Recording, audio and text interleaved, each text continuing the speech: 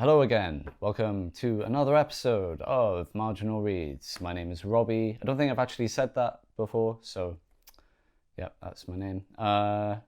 Today we're looking at Strangeness, an anthology edited by Thomas M. Disch and his partner Charles Naylor. It's an anthology that is intentionally making a mockery of the categories of genre. Got to be the only anthology that contains stories from people like Virginia Woolf and Philip Jose Farmer. I'll just show you the contents. Can you see that? Hopefully. Second page. Yeah, mad. We've got Shirley Jackson, Virginia Woolf, Brian Aldiss, Italo Calvino, Sarah Orne Jewett, never heard of her, Philip Jose Farmer, Joan Aiken, Joyce Carol Oates, M. John Harrison, Thomas Disch, Russell Fitzgerald, William Sansom, Graham Greene, Pamela Zoline, John Sladek, Thomas Mann. It's fair to say this is a unique collection of authors. Disch is tying them all together with the theme of, I guess, gothic weirdness.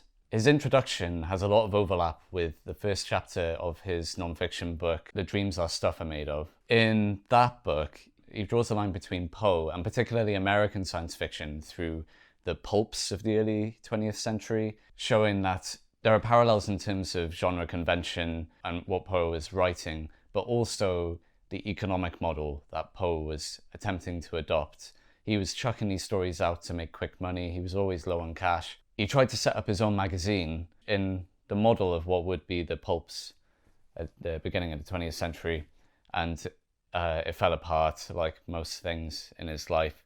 It seems like he had quite a sad life, Poe. He had a lot of issues and potentially quite a cantankerous figure. He had a habit of pissing people off. So yeah, interesting guy. But these days he's most well known for his gothic short stories, right? That's the stuff that's persisted the longest. Even though he dabbled in what would be recognized as science fiction now and also crime fiction. A lot of people point to him for inventing the detective novel. It is a very contentious issue, but the Auguste Dupin is meant to be one of the first Holmes-like characters. Holmes is more famous as the archetypal detective these days, but Dupin predates him by a long way. Disch mostly points to the Gothic as the theme that links these stories, but he intentionally says there is no category that can tie everything he was doing together.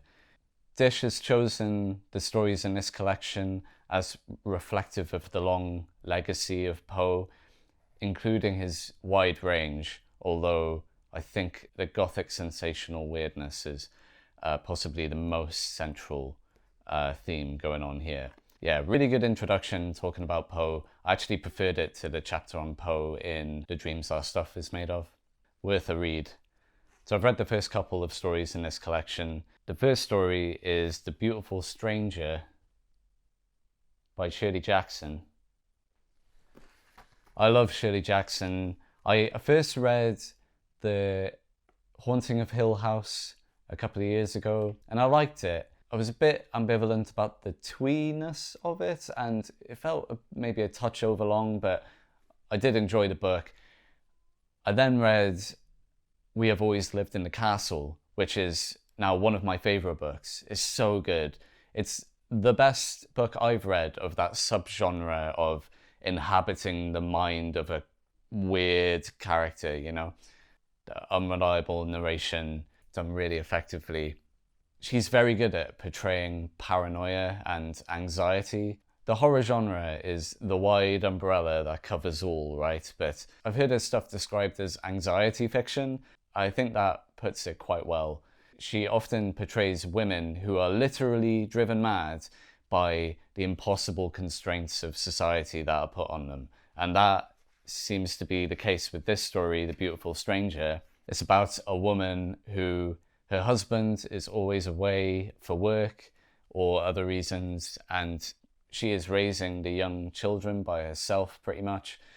He comes home. She's clearly very depressed with her life, with her marriage, her situation.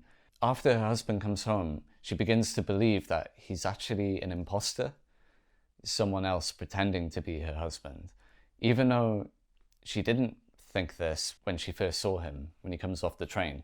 And she's really excited by this. You know, it makes her like really giddy and happy. She's delighted that this man is not her husband. And she says, this isn't the man that liked to see me cry, you know? So clearly not a good guy. I could understand why she's desperate for her husband to be someone else. And she's constantly surprised by her husband being nice to her. It's really sad. It's really sad. This woman's clearly in a terrible marriage. And it feels very applicable to the 50s for that reason, right? When was this published, actually?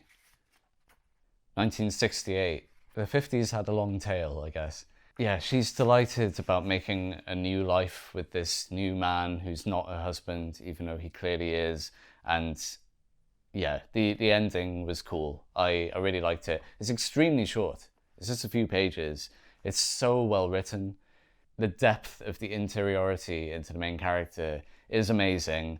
Really recommend it. And I feel like an idiot for not reading more of Shirley Jackson's short fiction. This is partly why I'm making these videos. I wanted to focus more on short fiction. I feel like YouTube tends to have a bias towards reviewing novels, and when short fiction collections are reviewed, they tend to be reviewed as a single object quite quickly, as if it was a novel, a single product, you know, with a single identity, which is not the case, you know. Each story has its own thing going on, especially in anthology, where you've got different authors doing different things, and it feels unfair to have all of that lumped into one thing, you know? I think it is good to point out, oh, this is a particularly good anthology or whatever, or this theme is interesting, or the editor's done a really good job. But the stories themselves deserve individual critiquing, I think, you know? Or whatever it is I'm doing. But yeah, I'm definitely going to check out more of Shirley Jackson's short fiction now. My friend's got Dark Tales, and said they'd lend that to me, so I will be checking that out. I've seen a lot of the more literary people online come to Shirley Jackson and try to extricate her from the horror genre. Be like, nah, she's not really horror because she's good, you know? And it's like, well, no, this is horror. Shirley Jackson writes horror. Just because she's an incredibly good writer doesn't mean it's not horror. Also, I think a lot of people who don't know a lot about the horror genre, particularly horror books, you know, is that they're not about terror. You can't really get across terror in a book. You can do that in a film. You can have a film scare you to death, you know. But in a book, horror is more just about making you feel uncomfortable. And Shirley Jackson does that incredibly well. So yeah, really nice opening there. I read the second story as well. Again, it's just a few pages. It's Virginia Woolf. I love what Disch is doing here. He's just saying screw you to anyone who wants to separate these authors, right? Because good writing occurs in and out of genre all over the place, increasingly after the mid-20th century, when there was a bit less of a strict ethos of writing to the market, although saying that still exists, right? And you still have people talking about all of these categories as if they're distinct and not blurry and overlapping. But yeah, Virginia Woolf, writing very much a weird fiction story. In the introduction, Disch actually says something to the effect of, oh, Virginia Woolf writing weird fiction? You're surprised? Of course she is. Like, have you read The Waves? Like, she's weird. She's super weird. That is the only book I've read by Virginia Woolf, by the way, is The Waves, which is a mad read. I've been on a bit of a dumb guy's journey of culture, where via new wave writers, basically, saying who their influences are, just checking them out and seeing what they're all about. And I just read Gene Wolfe talking about writing in Castle of Days. He was saying that writing is generally composed of action, dialogue, and thought, unless you're a genius like Virginia Woolf and you can write in pure thought. And I thought that sounded interesting, and yeah, read my wife's battered copy of The Waves. It is amazing. It's just pure prose poetry, really. And as soon as I decided to read it like it was poetry, I would only pick it up when I was in the right state of mind, you know, when the words would be going in. It's so imagery replete. It's mind-boggling. Yeah, Virginia Woolf is is amazing. I know she's amazing, but I've only read that one book, which is her most extreme book, I think. Really enjoyed this. The writing, I mean, Shirley Jackson can write, but this was a step up again. So elegant, and you feel like you're in really confident hands. The prose is so image heavy again, but this isn't like The Waves. This is a bit more grounded. But I loved it. It's just about an MP who, he has an argument on the beach with a guy. He picks up a bit of drift glass and becomes weirdly obsessed with it. That obsession starts pushing him to look for other strange objects, which he accumulates on his mantelpiece, and he becomes increasingly obsessed with, to the point of he loses his seat in Parliament, and it completely consumes his life and destroys his relationships. But the way it's written is it's such a step back from all of that, you know. You only get clips of dialogue, and for most of the time you're just swept up along in the narrative of the objects, and it really reminded me of M. John Harrison. I know Woolf was an influence on Harrison. I wouldn't be surprised if this story in particular caught his eye. It's so good. It's an incredible example of weird fiction, and one of those great stories about obsession, you know. Really nice. Solid objects. I wanted to say where else these stories appear, because they have a life outside of this particular anthology, right? Most short stories do, particularly with big names like Shirley Jackson or Virginia Woolf. So Beautiful Stranger by Shirley Jackson is found in a lot of collections. Come Along With Me, Strangeness, The Dark Descent. I have a copy of that actually, it looks good. I've read a couple of stories in it already, the David Hartwell collection. A Fabulous Formless Darkness, that's another Hartwell anthology. I'll just cover the English language ones to keep it simple. Shirley Jackson novels and stories. Dark Tales, so it's in Dark Tales. By the way, I'm getting all this from the Internet Speculative Fiction Database. It's an incredibly useful resource for this sort of thing. So Solid Objects by Virginia Woolf was written in 1920. I assume it was published somewhere around then. The information for that isn't on ISFDB. In the front of Strangeness, it says it's reprinted from A Haunted House and Other Stories. I guess that's a collection of ghost stories by Virginia Woolf. I'd be really interested in finding that. I bet that's really good. And it was also published in the Oxford Book of English Short Stories. But yeah, Haunted House and Other Stories. Keep an eye out for that. Printed in 1944 and 1972. Very interested in Virginia Woolf doing weird fiction or ghost stories or whatever you call it. I know weird fiction is more classically tied to Lovecraft sort of stuff, the stuff coming out of Weird Tales, you know. But as a name, it does seem to just fit a whole load of stuff. That kind of branch of horror that deals with the strange, the weird and the eerie, you know. The spooky and the unexplained. I guess that subdivides into gothic and all sorts, but Robert Aiken referred to his writing as strange stories. There's more names for this fiction than there are authors, you know, but I think weird fiction fits a lot of this stuff. Next up is Where the Lines Converge by Brian Aldiss. There's a whole novella which Disch bigs up in the introduction. Yeah, really interested to check out more Aldiss after that short story in New Worlds Quarterly 1, which I really liked.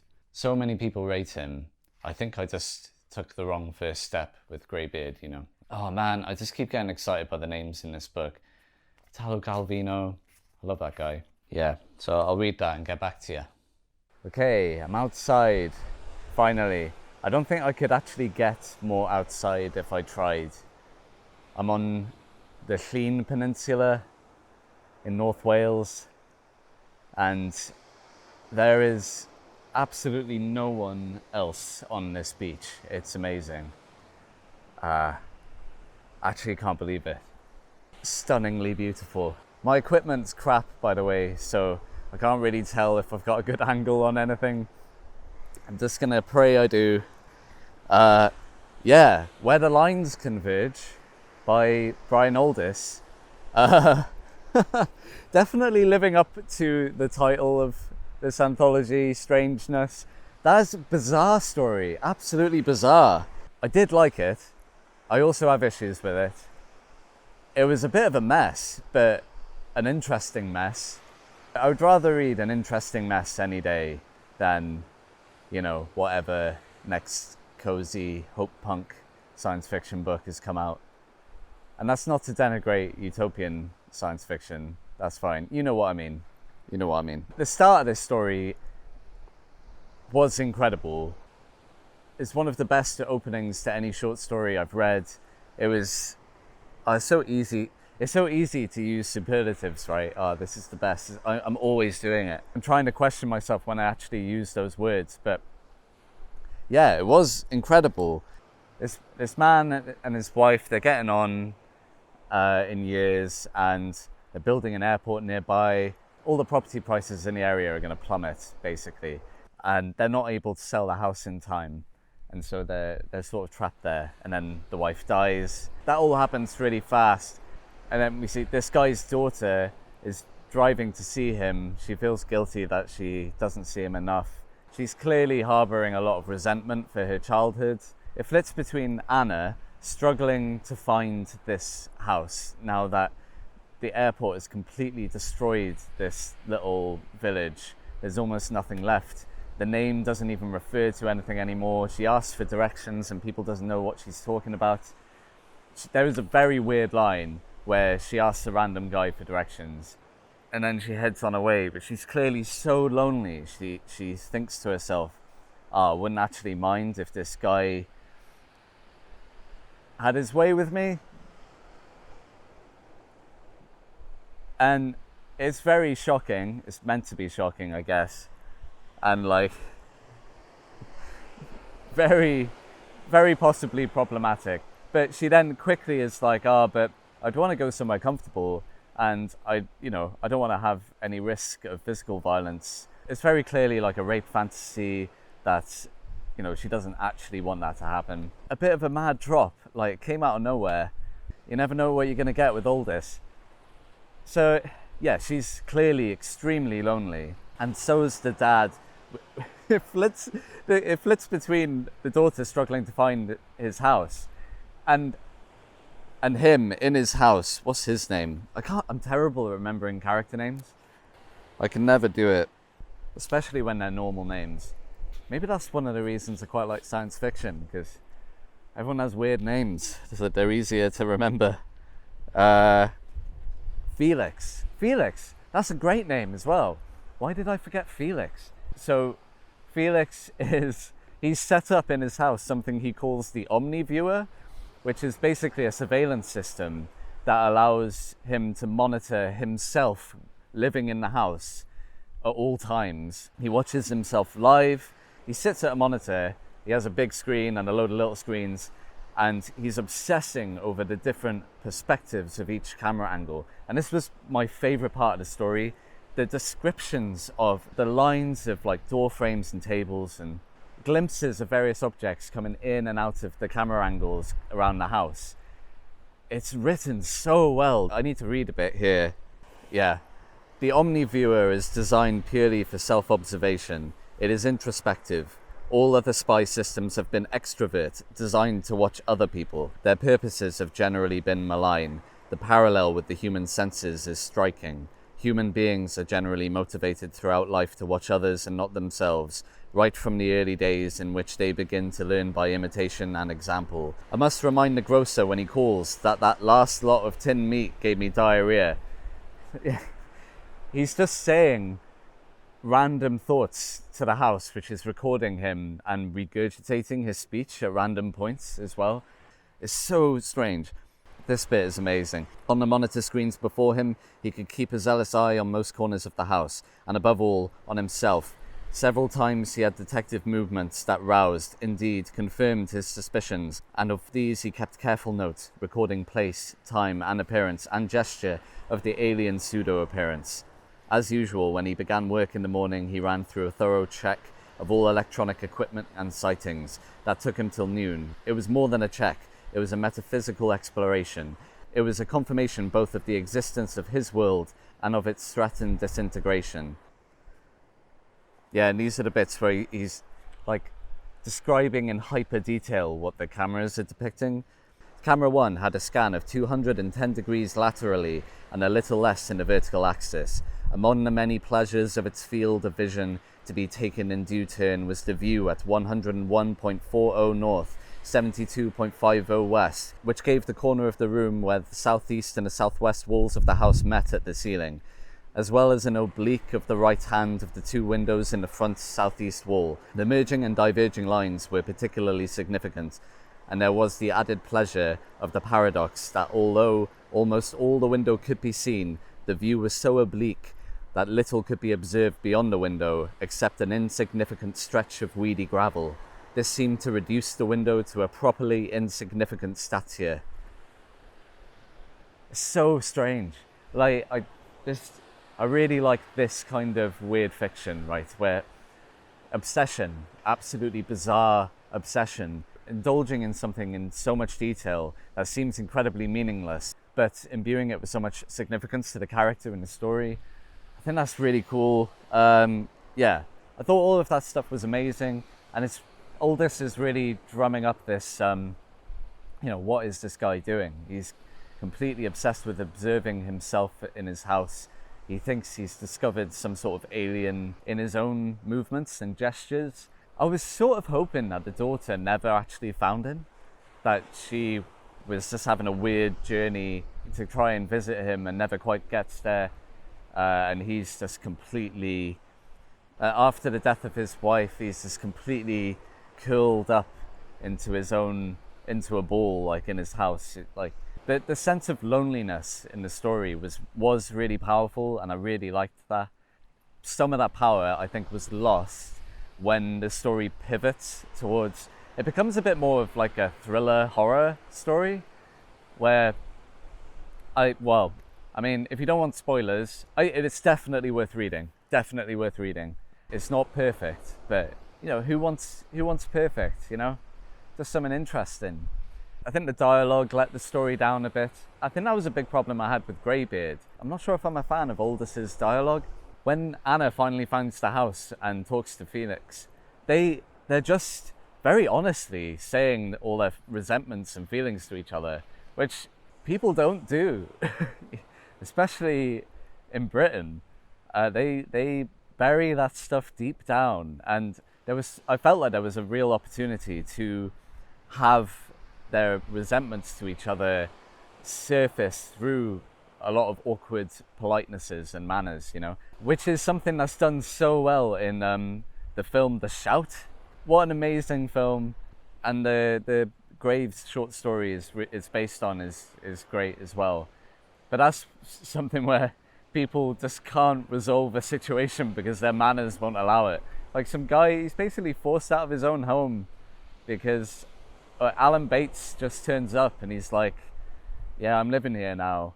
And John Hurt has to just be like, okay, and can't really do anything about it until he's pushed right to the edge.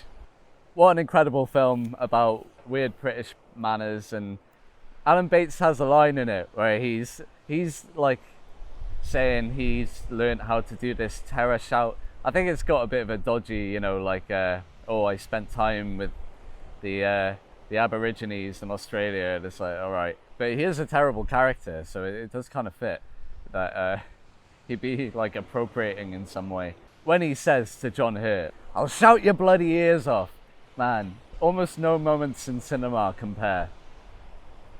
But yeah, Anna just being like, "Oh, you were never a good father to me." Immediately, she like makes him a cup of tea, and it's just like, "I have a lot of resentment to you."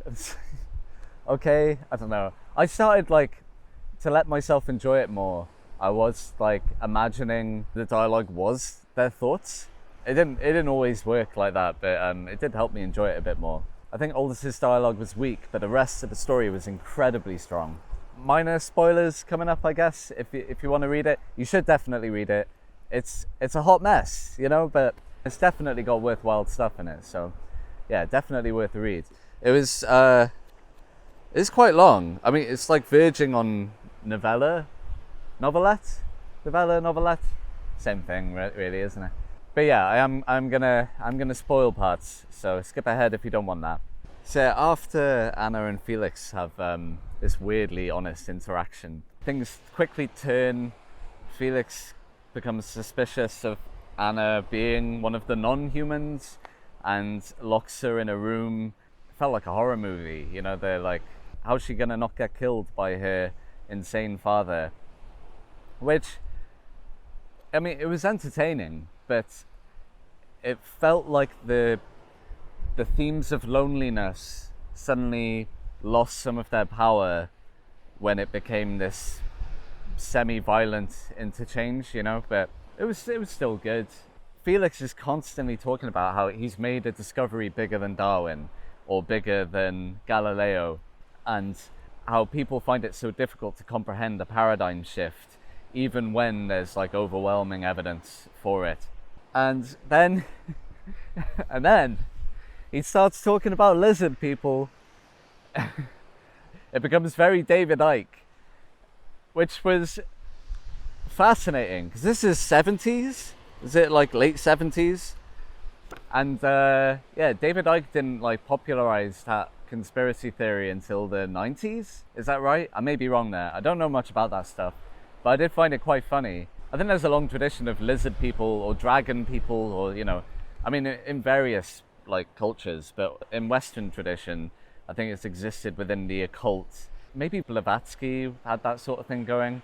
It's been ticking along in the background, you know, and that's until like Icke started drawing on it. I think Aldiss is taking it from a similar place. But yeah, mad to have a story that ends up being about someone who's, because he's really lonely, has been completely sucked into conspiracy theories to the point where it destroys his relationship with his family, and in that sense is well ahead of its time. And Aldiss is definitely, he starts jamming the ideas in, right? They come thick and fast, increasingly so as the story goes on. It feels like the story transitions from like a weird fiction tale to more science fiction in that sense of the novel of ideas, you know? Which was cool. I did like it. It really felt like it was weaving in and out of multiple genres, and the writing was often very good, apart from the dialogue. One thing about the dialogue that was amazing is there are constantly planes flying over the house because of the new airport, and the roar is so loud it's drowning them out, and you can see how it's driving this guy mad. And all this brings up, who is it, Allan? And so it's got that whole element to it about the modern world driving people mad. And I know like there's problematic stuff with Allan. A lot of the time he was specifically talking about schizophrenia, I think. And, you know, we understand schizophrenia a bit more now, and it has a very strong biological component related to dopamine signaling, I think, with a lot of genetic elements. But I think there is something very attractive by that idea, right? Ballard explores that in High Rise, which I still yet to read, but I'm super excited to. You can see how it's a very rich vein to mine for this kind of weird science fiction, you know. Disch talks about this story in the front as being a really good example of like gothic fiction that dwells on landscape and architecture. And he talks about Fall of the House of Usher by Poe being an early example of that. And I can definitely see that. I think that mostly applies to the beginning of the story, and then it unravels and goes in multiple directions at once. It is absolutely mad. This story was first published in Strangeness. When was this published? In 1978. But I think a year or two later, Aldiss published it paired with another novella, which I can't remember the name of. Brothers of the Head. Definitely worth checking out this story. Really, really bizarre. But again, like another Aldiss that is super weird and interesting. I definitely made my mind up on him too soon with Greybeard. I get the feeling his descriptive writing is very good, and when he's describing nature and landscape, he would be excellent. But I'm not sure if his character work is that good. His dialogue isn't brilliant. But again, you know, I haven't read that much by him, and maybe he developed more. But I feel like the late 70s is, he'd been writing a long time by that point. So, I don't know. I just got to read more Aldiss to find out. But he's definitely not afraid of going to weird places, which I do respect. Yeah, so that was cool. Hopefully you could hear me over the wind and the sea. This is absolutely gorgeous. I'm loving this place so much. Only in Wales could you find a beach this big. I'll try and take a shot in a minute of like down the whole beach. And it just be empty. This is absolutely mad. Yeah, oh god, big spider. Whoa, huge spider. My battery's running low, very typical. I didn't charge it properly before I came out here, which was very dumb. I got a couple of shorter ones coming up, so I'll read them, and I'm here for a couple of days, so I'll probably just come back to this beach really, and find another spot maybe. So yeah, next up is All at One Point by Italo Calvino. Very excited by this. I've read a couple of his books and loved them, and I feel like Italo Calvino is the kind of person that would write a short story really well. That short stories would be his thing, Alright, catch you shortly. Alright, back in the city, although it may not look like it because I found a lovely quiet spot. Finding quiet spots in the city is a very interesting challenge. I found this gem of a spot recently while wandering around and wanted to try it out, but forgot that the balloon festival is on right over there behind those trees. It's basically a big carnival with some hot air balloons that they usually the weather's too bad for them to actually take off, but occasionally they do take off and it's lovely. What isn't nice about a bunch of hot air balloons? It's lovely watching the balloons come over the city, but the festival itself it's like a fun fair type thing, but huge. So yeah, if you hear any cheesy 2000s dance music rolling in on the breeze, it's because someone's riding the dodgems right over there. I read 2 more while I was in Greene. What an amazing part of the world, by the way. Like, you got the coast, you got empty beaches, you got Snowdonia right there, or Eryri, should use the Welsh name really. Incredible views. But going somewhere like that makes me feel like I'm not actually Welsh. Like, hearing people speak Welsh and have a proper accent instead of my like weird, I'm like Anglo-Welsh. Makes me sad. But in Wales I feel like I'm English, in England I feel like I'm Welsh. This made me want to get back on learning Welsh. It's such a cool language as well. Anyway, yeah, all at One Point by Calvino. This is one of his Cosmic Comics stories, which I've been vaguely interested in trying out. What have I read by Calvino? I read On a Winter's Night, A Traveller, which I really liked, and Invisible Cities, which is amazing. And yeah, just someone who seemed to be incredibly playful in how they were experimenting with literature. Writing fantasy, and this is science fiction really, in completely his own way, which I respect. It's like one of those guys who's coming into genre from the literary scene, you know? And he's great. I really like him. The Kirkus Reviews quote in the front refers to this as a teaser, which I think is quite a good word for this, you know, very short story. It's probably a bit too long to be considered flash. It's essentially back in my day, it was like this story, you know, but about living in the singularity before the Big Bang. It's absurdist, and that is one of the reasons I was a little bit less attracted to reading the Cosmic Comics compared to some of his other stuff. was a bit worried it would be a bit too silly and whimsical. And it is, but it's also really good. I feel like, it's so easy to be like, oh, I'm not into comedy or whimsy or wackiness, which are all things I think I've said. I do that all the time. But then you find an example of something doing it really well, and you're like, well, okay, fair enough. Like, maybe it's just most stuff like that I'm not into. This is actually great. I think it helps that I really like Italo Calvino's sensibilities. He seems like he's a cool guy, I don't know, I haven't looked too much into him, but I think he was a fighter for the communist resistance against the fascist occupation of Italy. Nazi occupation of Italy. Pretty mad. Gotta have some balls to do that.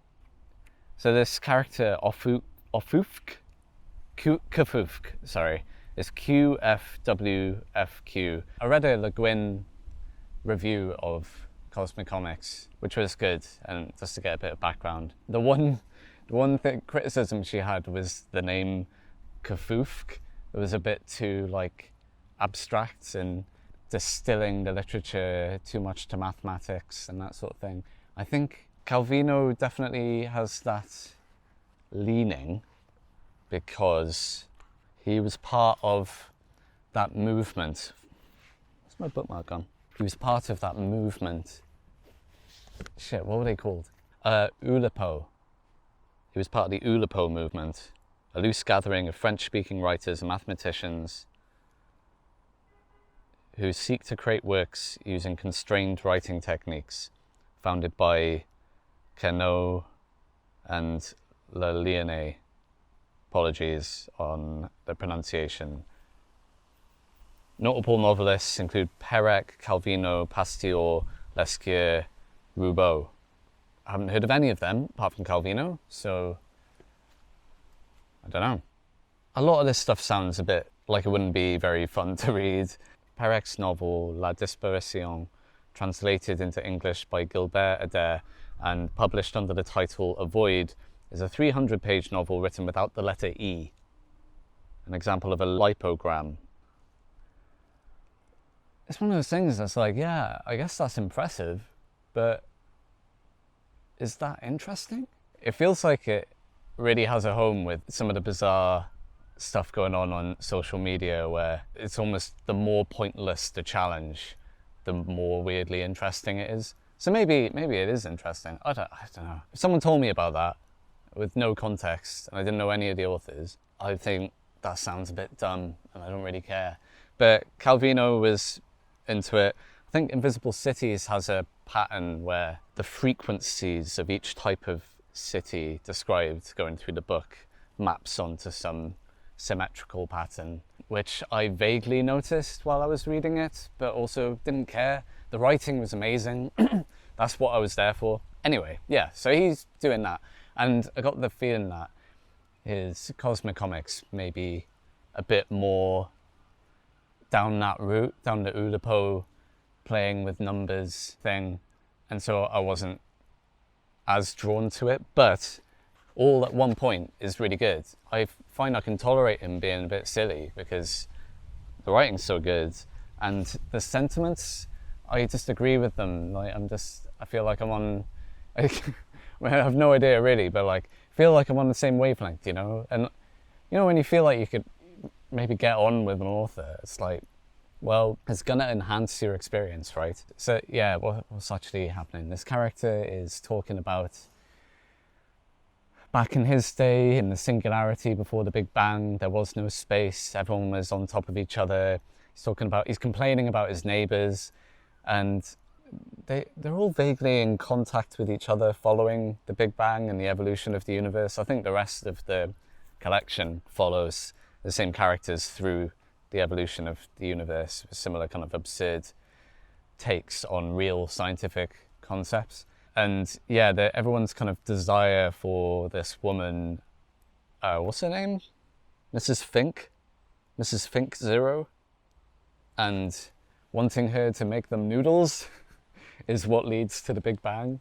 Or the desire is the Big Bang, like the unfolding of the universe, and then she's kind of lost in that. like the object of their desire is lost in this kind of great explosion of everything. Yeah, I liked it. It's the sort of thing, if you described it to me, I'd be like, nah, I don't know. But yeah, I enjoyed it. One of the characters who's like, oh, these goddamn immigrants. And the main character's like, what do you mean? We're all in the same place. Like, we've all always been in the same place. Like, how can there be immigrants? I thought that was a really nice kind of bit. He's constantly drilling into your head, like, the absurdity of there being no such thing as space, you know, everything being in a singularity, by forcing kind of these very mundane human narratives on top of it. There was no planets, was there? No. And there's no suns, was there? No. There's no crime. Make of that what you will. You could leave your house unlocked, couldn't you? Because it didn't exist.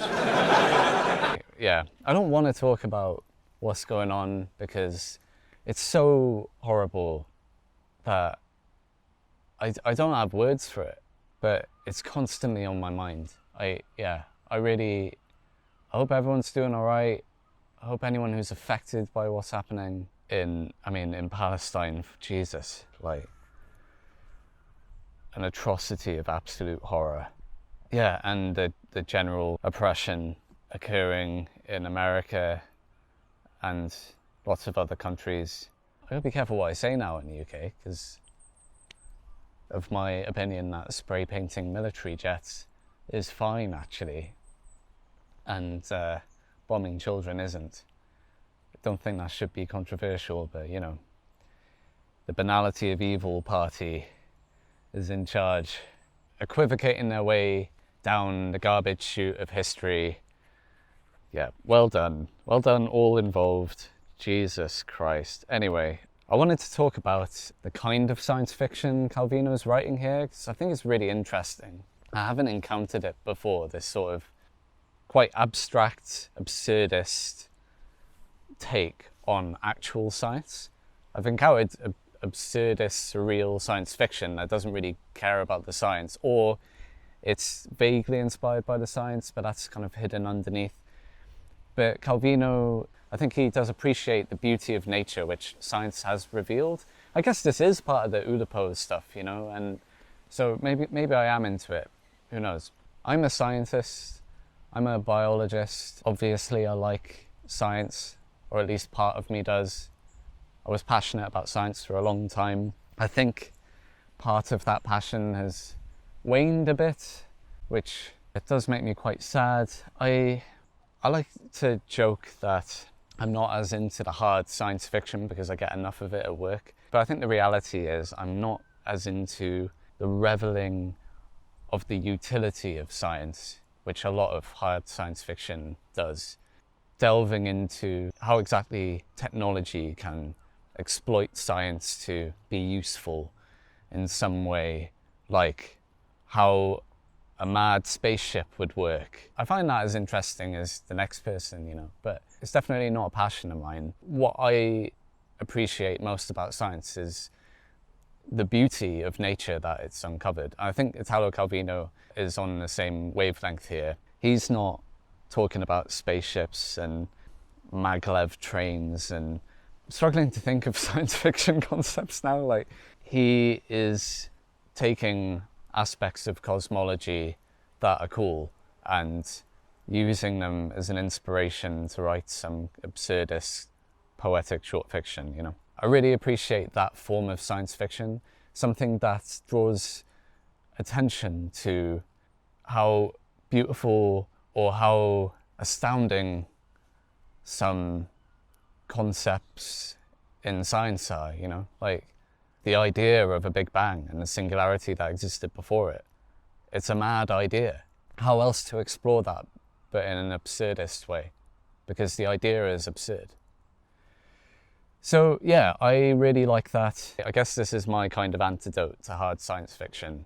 You know, I'd rather read stuff like this than Andy Weir talking about how he can spin a spaceship round fast to get artificial gravity. Maybe I'm wrong, but a lot of these hard science fiction authors that are really into this problem-solving fiction. Like, I sat down with a pencil and paper and I worked out how this would work. They tend to be computer scientists. Like, I think Andy Weir was a computer scientist. And I really don't want to be reading it. I'm reading a Cory Doctorow book at the moment. And I'm very sympathetic to the politics in the book, but like, it's terribly written. It's so bad. And he's really into computer science and that sort of thing. And there's that calculator brain mentality, right? The kind of hyper-rational, all problems can be solved attitude that I absolutely despise. I would much rather be given difficult or even impossible problems to solve because they're more interesting. Apparently, Calvino later in the collection explicitly says that these shorts he's writing in Cosmic Comics would work well as cartoons, and he was writing that with cartoons in mind. I thought that was really interesting for him to point that out. It made me think of that Pollack story in the end of New Worlds Quarterly 2 that I didn't get on with that well. You know, the idea of something working better in a certain format, something being more suited to comics. I think this probably is well suited to a comic, but also works really well as a short story because he's such a good writer, you know. I'm reading Michael DeForge's Heaven No Hell at the moment, which I'm really enjoying. And I could so easily imagine this sort of fiction adapted into, say, Michael DeForge's art style, even writing style, you know, that kind of witty but poignant way. Oh, another train.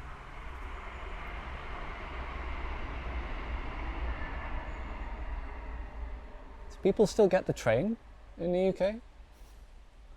This is the first story in the collection that falls obviously outside of the gothic, weird fiction most often associated with Poe.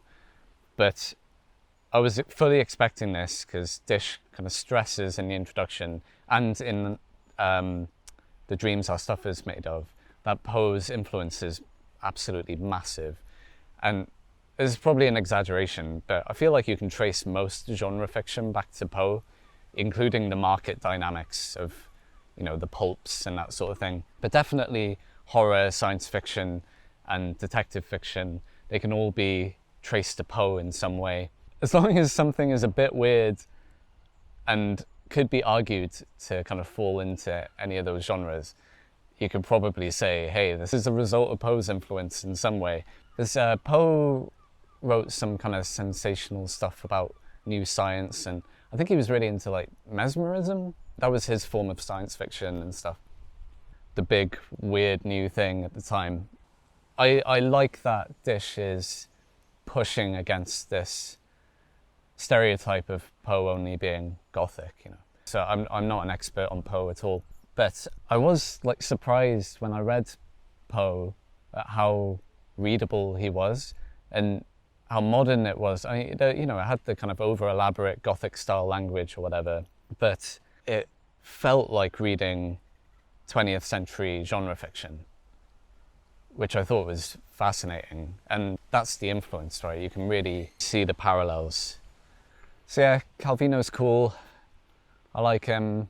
I wouldn't blame anyone for not getting along with some of his more kind of silly stuff, but yeah, I do like it. I feel like I'm in good hands when I'm reading Calvino. Next I read The Waiting Place by Sarah Orne Jewett. I absolutely loved this one. I think most of the reason why is just the writing. I thought it was incredibly well written. There's a lot of dialogue, but it's written so well. It really shone in comparison to the dialogue in Aldiss's story, which was a real weakness. Sarah Orne Jewett was a 19th century author who seems to be mostly well known for... Oh, another train. She seems to mostly be well known for writing about the decline of seaports in Maine. I think she lived in one, I can't remember the name. I imagine she's more well known in America. Her concerns seem to be quite American specific. This concern with the decline of Maine seaports is a theme in this story. A retired sea captain climbs up the hill to the schoolhouse where this teacher, who feels a bit like a stand-in for Jewett, you know, she has come to town to write and is working as a teacher in the meantime. There's mention of a funeral and then it quickly moves on. This is actually just a fragment of her book, The Country of Pointed Firs, which was published in serial form. So that makes sense that it's almost like a chapter out of a novel, but it works as a standalone short story. This old sea captain climbs up the hill to talk to the teacher, and he's going on about Milton and Shakespeare and how Milton is always lofty, whereas Shakespeare's good. He's got good descriptions of the sea, but you have to put up with a lot of low talk, which I thought was quite a funny comment on Shakespeare. And he's going on about how if you're a captain at sea, you can't really get too chummy with the crew, so most captains just end up hauling themselves up in the cabin and reading loads of books, and mentions one that got really into beekeeping. I just really liked all the small details in this. It made it feel very real. I was thinking a lot of that M. John Harrison essay in New Worlds Quarterly 2, talking about building a bridge to the fantastical elements through the mundane, through the recognizably mundane. I can see why Harrison shifted away from fantasy and more towards weird fiction. I mean, you know, he still wrote the Light trilogy and everything. I'll get there eventually, but I think weird fiction is the perfect example of that sort of stuff, right? To a certain extent, you know, overlaps with magical realism. It's all fantasy at the end of the day, isn't it? The little details that lend verisimilitude to the characters just make the story so much more vivid. But yeah, he's talking to the teacher and he starts saying that he's been trying to communicate a discovery he became aware of to the scientific world, but they've all been ignoring him as some kook. He's wondering if the teacher could help get it out for him. And he tells her this story of how on the last voyage on this particular ship, he was run aground. I think the rest of the crew made off somewhere. Maybe they were never heard of him again. I've already forgotten loads of this. I read it a few days ago. He's injured. He ends up stuck in this missionary community up in the Arctic who are trying to convert the Inuits. He ends up shacked up in a little hut with this guy who's also stuck there, who got stranded following... He was on one of those scientific discovery ships that also was wrecked, and he's been stuck there for years trying to get off this island, and he just can't. Everyone seems trapped, so they all want to leave, and they're all hoping, even the missionaries as well, they're all hoping that the next ship that comes along will bring news that their mission is to be disbanded and they can leave. Everyone hates it there. And this guy says that his ship went very far to the north. When trying to explore a route to the North Pole, got lost and ended up in a strange warm current and found an island from which the ice had retreated. There seemed to be a town on the island, but when they go ashore, it's not really there, and they can see people as silhouettes, but they kind of disappear as they approach them. Then there seems to be some sort of reaction to their presence, and the shades seem to get a bit aggressive, and they're trying to push them off away from the town. And the captain is talking about how he thinks it's the waiting place, kind of like a purgatory or whatever, the place between worlds, which is like a pretty cool idea. I like it, but I just really liked the vibe all the way through. Really enjoyed the way the sea captain was telling the story. His dialogue is written to portray his dialect, right? His accent. He's clearly speaking like Willem Dafoe's character in The Lighthouse, you know. I really enjoyed imagining him with that archaic New England accent, you know. So yeah, while Jewett is famous for writing about Maine in the 19th century. She did write a load of weird fiction. I think a lot of literary authors were doing it at the time. I remember reading that, who wrote Little Women? Louisa Alcott? She preferred writing gothic weird fiction, that was her thing. And she hated Little Women because she thought it was annoyingly YA. Very funny that is what she is most famous for now. I wouldn't mind checking out some of her weird fiction, to be honest. There seems to be a lot of good stuff in the 19th century. But yeah, I really liked this. I think Orne Jewett wrote a load of good weird fiction, ghost stories, that sort of thing. They were collected a while back in Lady Fairy and Other Uncanny People, which was published in the 90s and has a preface by Joanna Russ, which sounds cool. And because it's cool and rare, it's very expensive, and it's not digitized. Whoever has a copy of that book, digitize it, please. Digitize your books. I say that as if I know how to do it. I have no idea. Yeah, which I would love to get my hands on that. I'm quite tempted to read the whole of The Country of Pointed Firs, which this short story was basically an excerpt from. I love the idea of the mundane being mixed with the weird that way. I don't know if this is the only weird fiction element in the book, but she's very good at writing character, and I don't know, I got a very clear, it just felt very vivid to me without necessarily being too obviously full of imagery. I feel like there's nothing wrong with image replete prose. I'm usually a big fan of that, but it's interesting when you get such a clear image without much description. I feel like that's a sign of good writing, I guess. Who knows? Anyway, I liked it. Okay, so my battery ran out in the woods. No big surprise there, but I think I said everything I wanted to say about those two stories. Just full disclosure, I am not feeling at my best. I mean, my health is not great at the moment. It's part of the reason I'm doing these videos, is a bit of a distraction from that. But I'm switching medication, which involves coming off a dependency-forming drug, and if any of you have been through withdrawal, you know how much that sucks. So yeah, but I don't think I have to be on top form to review this next story, because it's Philip Jose Farmer, and yeah. Apologies to any Farmer fans out there. This is my first Jose Philip Farmer story. A couple of years ago, I was briefly tempted to read, is it Go Your Scattered Bodies, or Scattered Bodies Go, or the riverboat one.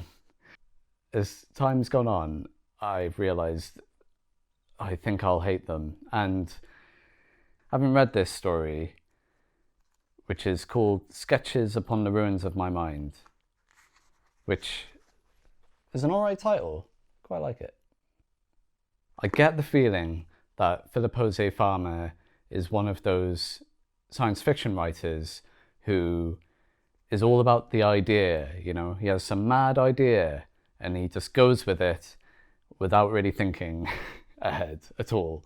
Even this, I mean, it was a longer short story, a novelette, I guess. I hate that word, novelette, but I think it is quite useful. It's definitely not big enough to be a novella. It feels too long to just be called a short story. It was all right. I mean, the first half I hated. I really hated. And I was angry at Disch for allowing such a drop in quality. Because the first, how many stories have we read now? Shirley Jackson, Virginia Woolf, Brian Aldiss, Italo Calvino, Sarah Orne Jewett. They're all great. They're all hitting what they intend to do. Aldiss is just a little bit rough around the edges, but it's good. And then we come to Philip Jose Farmer with some hack story. Yeah, the idea is cool. It's like weird alien spacecraft turns up and orbits the Earth, and then everyone starts progressively losing their memory, going back a few days at a time so that they begin mentally regressing. Every day they wake up thinking they're another 4 days younger than they were the day before, which, despite there being a huge amount of exposition at the beginning, I think Farmer did a really bad job of explaining the idea, because I was confused for part of it. I mean, he did date the chapters. He gives like the objective date and the subjective date. I think the first half of the story didn't really need to be there. I got to like, because it's in little chapters, and chapter 9 was pretty good. The main character, Mark, he wakes up and his family's gone. And from his perspective, it's the day after his wedding, and he's in a house he doesn't recognize, and his wife's gone, and he goes out into the neighborhood and everyone else seems similarly confused, and there are some cops who are a bit more on it with the retraining, the daily retraining, that are just like, you need to go in your house and listen to your daily recording. I guess they have progressive retrograde amnesia. And something I found, right, we need to talk about the writing before we go any further, because Jesus, I made some notes, because for the first half it was a real struggle, and I increasingly, I just can't put up with the golden age style anymore. I do associate it with like hack writing, you know, just maybe a semi-cool idea explored terribly and really shallowly, often infused with really terrible conservative politics. Like this story was so misogynistic as well. But I do think part of that is it doesn't feel interesting enough. The writing like that doesn't feel interesting enough to fully engage me. And when you're reading something by eye, you have to be fully engaged with it, right? But I have been listening to a few episodes of that 50s radio show X-1, and that's all golden age science fiction, and I've much preferred listening to that. And they had like a couple of Ray Bradbury stories, and there was one I listened to where like Martians start an ad campaign to pump out propaganda before their invasion, and it's really funny. But like, I probably wouldn't have enjoyed it very much reading it by eye, just because there's not enough meat to chew on, you know, or whatever. But it's good like for doing the washing up, or, you know, or to listen to while you're cooking. I mean, 50s radio is just really good, you know, like suspense is really good as well, all the crime stuff, that's great. So yeah, I would recommend that if you're in a similar boat to me, in that, you know, you used to read this golden age stuff, but maybe you've grown out of it a bit, but you still have some of a connection to it. You know, I'm quite nostalgic to it. I think that's why I like Barrington Bailey so much, because he's taken the aesthetics of that and some of the writing style and then just go into very bizarre places, which feels quite satisfying.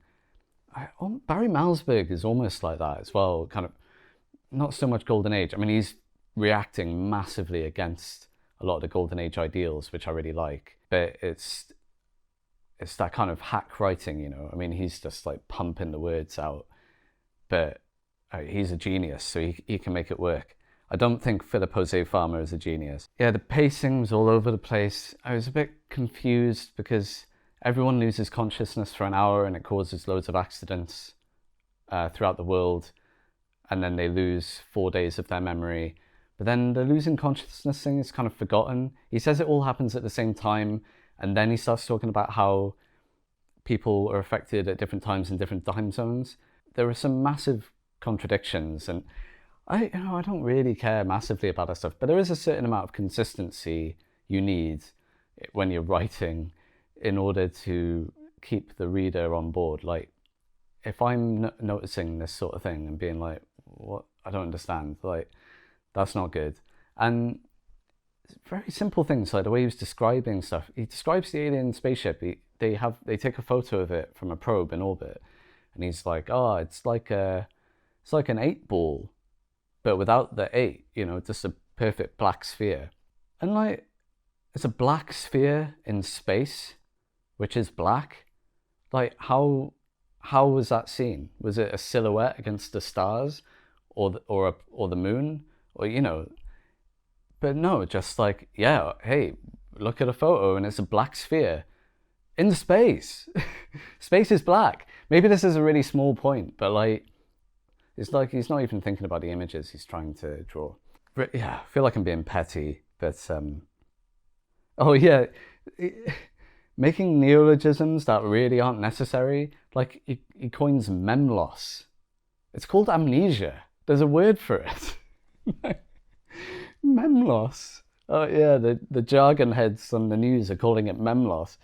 Like, it's reinventing the wheel through this weird science fiction aesthetic is so dumb. And yeah, I mentioned misogyny, really, really bad. I think he knows it's bad. I mean, he's been writing for quite a while by this point. He's probably been criticised for it. 77. I can't believe this story was written in 77. You could say it was 1952 to me, and I'd be like fully on board. Maybe even earlier. Like, it feels so much older. Yeah, the main character hates women very casually, and he's got a history of cheating on his wife. This is explored as they regress into the mind of their younger selves. Mark, the main character, he actually starts up an old affair. He encounters the woman he cheated on his wife with, and he's forgotten that it's already happened, and he's doing it again. I guess that was quite interesting. And there were some good bits where it did actually kind of get me a bit when he's like inhabiting the mind of his 11-year-old self in like a 45-year-old body. And they're all in like this weird work gang with a really old guy leading them. And like, he's missing his parents. And a bit before that, he's like obsessed with his high school girlfriend. He doesn't know where she is. She moved to Canada at some point, and he's wondering if she's thinking about him now as well. And like, I did like that. It portrayed some of the mental states like in an interesting way, like especially with love and that sort of thing, because it completely takes over your mind. And he did portray some of the chaos and confusion quite well. It was very schlocky, but yeah, I mean, it got that was in the second half, and the second half was more interesting because it got a bit more bleak, and he did keep with it. He didn't just brush it under the rug. He followed it through to the end, and he doesn't fix the situation at the end either fully. They managed to kind of stop it, but then they've still lost a lot of their minds. He's got a whole thing with I think Farmer's politics must have been very confused.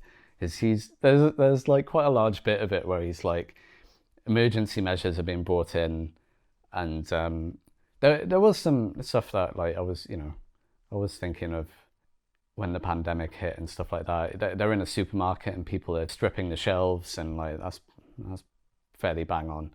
Although I think something that wasn't obvious until that happened during COVID with the toilet roll and everything was that you don't actually need people hoarding for that to happen. You just need everyone buying like one more thing of an item they think they need than they would normally do.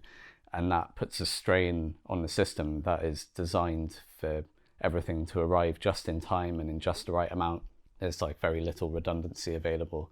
Yeah, but there's all this stuff about the government putting emergency measures. They start developing like a public transport system because everything needs to be safer because people are less independent, they're losing their memory. And there's just a constant tone of like, yeah, and then they started like giving everyone a freely available good public transport system, and it was a nightmare. It's like, is it? Like, that sounds good.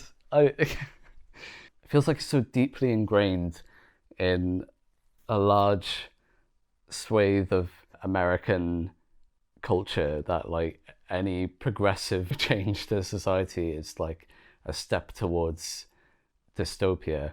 And like, yeah, there's a police state develops, and that is quite believable. It becomes one of the only jobs they're getting people to do, just getting everyone in the police force. And then it almost feels like a New Deal sort of situation, they're kind of getting these work gangs together and doing various projects just to keep society functioning while they hatch this plan to destroy the alien ship, which isn't communicating to them.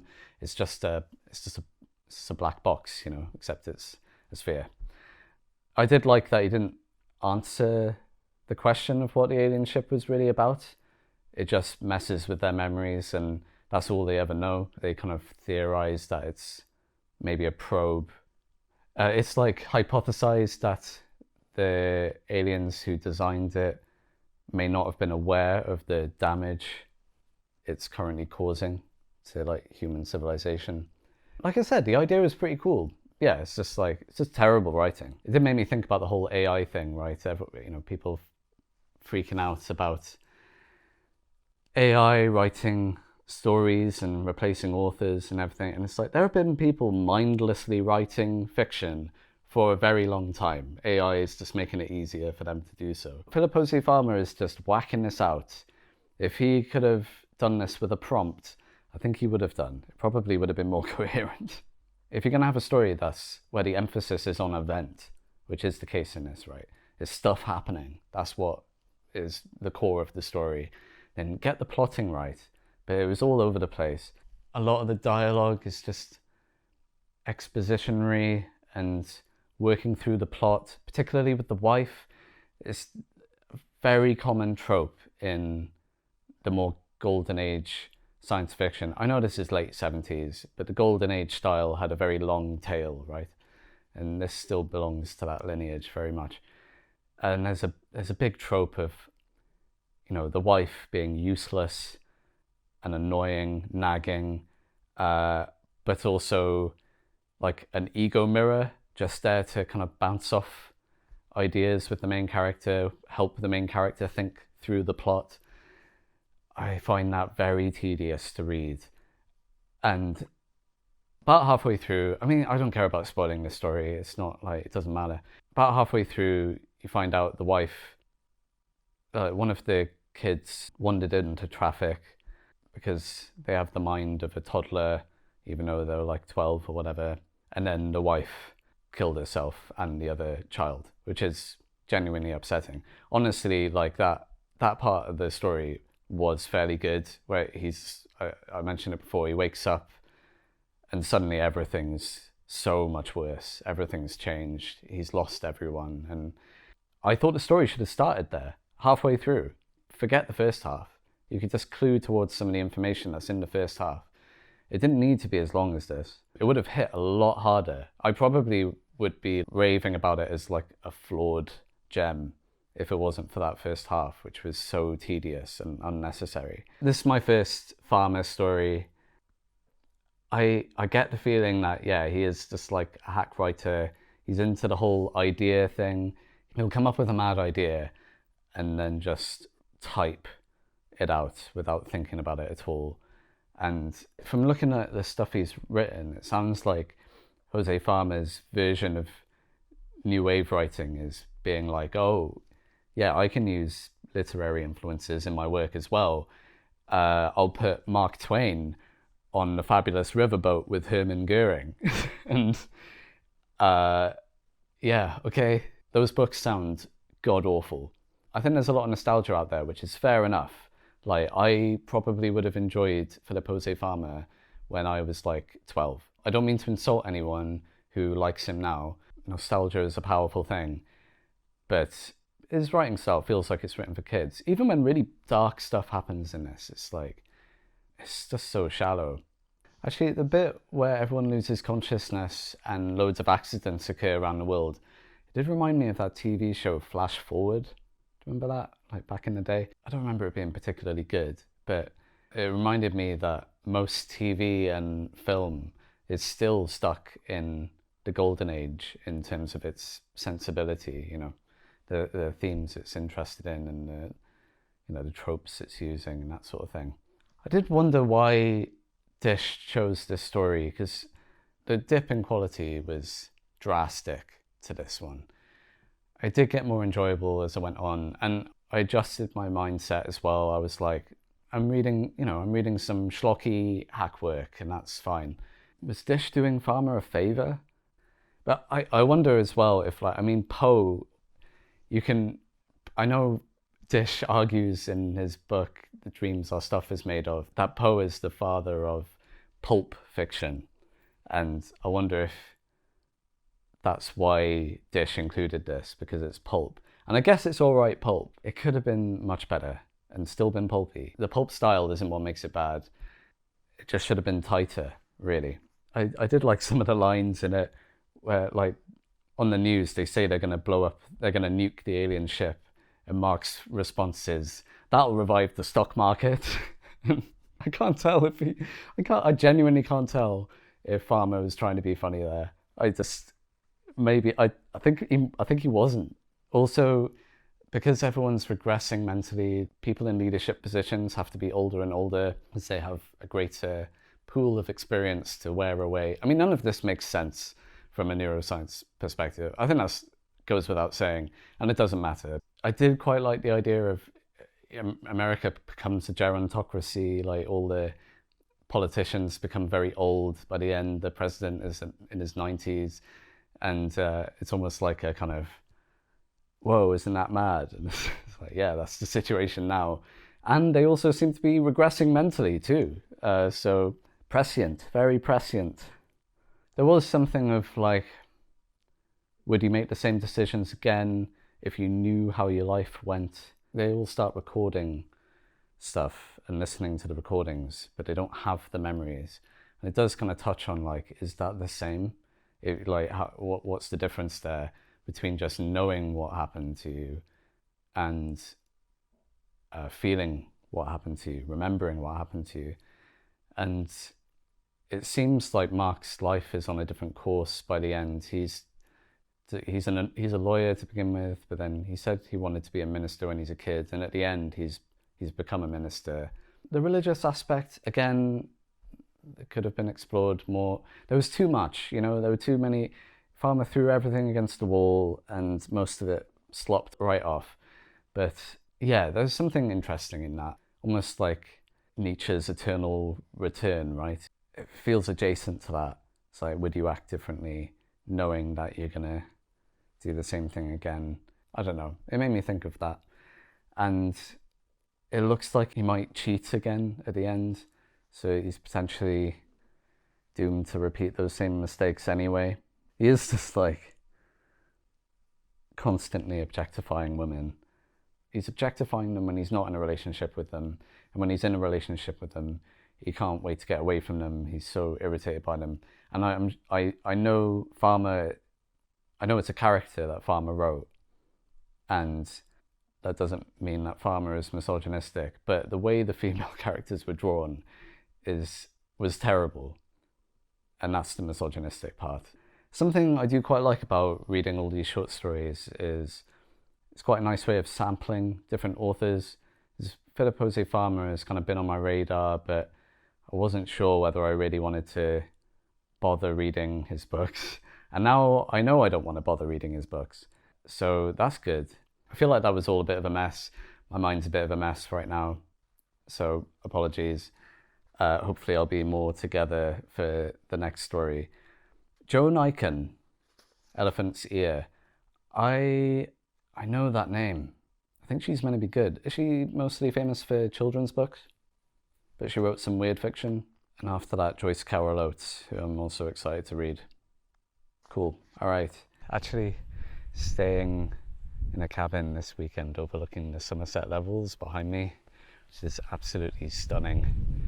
I don't know if you can see it, but off that direction there's a Glastonbury Tor, and right behind me is Wells, which is technically the smallest city in England, which is one of those facts that everyone likes to tell you about Wells because of some random medieval lore about cathedrals. It's clearly just a small town. Yeah, I read the Joan Aiken story and it was fine. It was competently written, which was a step up from the Philip Jose Farmer. But yeah, I mean, it's about a woman who is buying luxury goods in the Balkans for a posh department store back in England called Rampages, which is clearly like a take on Selfridges. And she's traveling with this guy who she fancies, but he hates her, and nothing really comes of that. And they run into a carnival. She's been talking about how she wishes she could take an elephant back, because they always used to have an elephant in the old days at rampages or whatever. And yeah, they run into a guy with an elephant who's escaped the Russian Revolution. He dies, gives her the elephant, they take it back, and there's loads of diamonds hidden in it. That's it. And then she goes off traveling with his brother and has a good old time. It reminded me of, like, years ago, me and my wife used to just tell each other stories in bed on the fly, just kind of make them up as you go in, and it'd be really aimless and random and just something to kind of fall asleep to, you know. And it really reminded me of that. Just completely aimless. And Disch in the front says he included it because it's like a descendant of the kind of humorous story Poe would write. And he gives an example of a story where a woman's head is chopped off by the hand of a clock, and then she describes it happening through a first-person narration, which doesn't sound that funny to me, but each to their own, I guess. He says Joan Aiken and John Sladek stories are kind of examples of that sort of thing in here, because obviously this book is about the descendants of Poe that you wouldn't think of, you know, rather than the weird tales people like Lovecraft and Clark Ashton Smith. Yeah, I don't have much to say about it really. That was it. But then I read Bodies by Joyce Carol Oates, and it was absolutely amazing. It's so good. This is easily the best story I've read in this collection so far. It just hit me so hard, so well written. Horror in the sense of what's more horrifying than obsessive male attention and stalking. The main character is an artist she sculpts heads, and the way Oates talks about the sculpture and other art in the story is so enthralling. Yeah, she runs into this guy she sort of knows, and his friend becomes obsessed with her, even though he's not really that guy's friend. He's really intense, really erratic, and clearly super into this woman, and he starts following around. She keeps shrugging him off, but all throughout this you're getting snippets of her dreams or nightmares, and then increasingly her neuroses that are formatted differently to the main text. Let's find a bit here. Kind of different inset from the margin. They give an impression of her subconscious feelings which don't necessarily map onto the way she's acting at all. She is clearly terrified of intimacy of any kind. I don't blame her if you're getting attention off men like this, and it did make me incredibly sympathetic to women who are attracted to men and having to navigate that minefield, you know, never knowing if some guy is going to get really aggressive and obsessive. And obviously it can happen both ways around, but let's face it, you're more likely to get aggression from a man, aren't you? But yet her inability to engage in any kind of intimacy seems to kind of lead her onto this path of self-destruction, which isn't, you never feel like it's her fault. You can completely understand why she's in this situation, like getting the attention she does from men and some women, she says, and she doesn't understand why people would be interested in her. But at the same time, she's obsessed with her own beauty. She's always rubbing in like lotions to her face, and she'll stare at herself in the mirror for long periods of time and appreciate her beauty, but in this, like, not in necessarily a narcissistic way, but in this more objective appreciation of the aesthetic, you know, as a sculptor, as an artist. But it's all in isolation, and from this third person perspective, right? She can't handle the idea of being intimate with someone. And yeah, eventually, okay, you can skip ahead if you don't want the spoilers, but eventually this guy confronts her on the street and slashes his throat open in front of her. She gets his blood all over her and basically has a nervous breakdown and becomes increasingly obsessed with the idea of his blood being able to get her pregnant. It was so horrifying, but just I couldn't stop reading it. It was amazing. Like, just Joyce Carol Oates is someone I'm extremely interested in now. She was on my radar because, I mean, I'm quite interested in those genre writers who are trying to escape genre into literary fiction, or at least escape the confines of their genre. And Joyce Carol Oates seems like one of those people who was coming at it from the other side.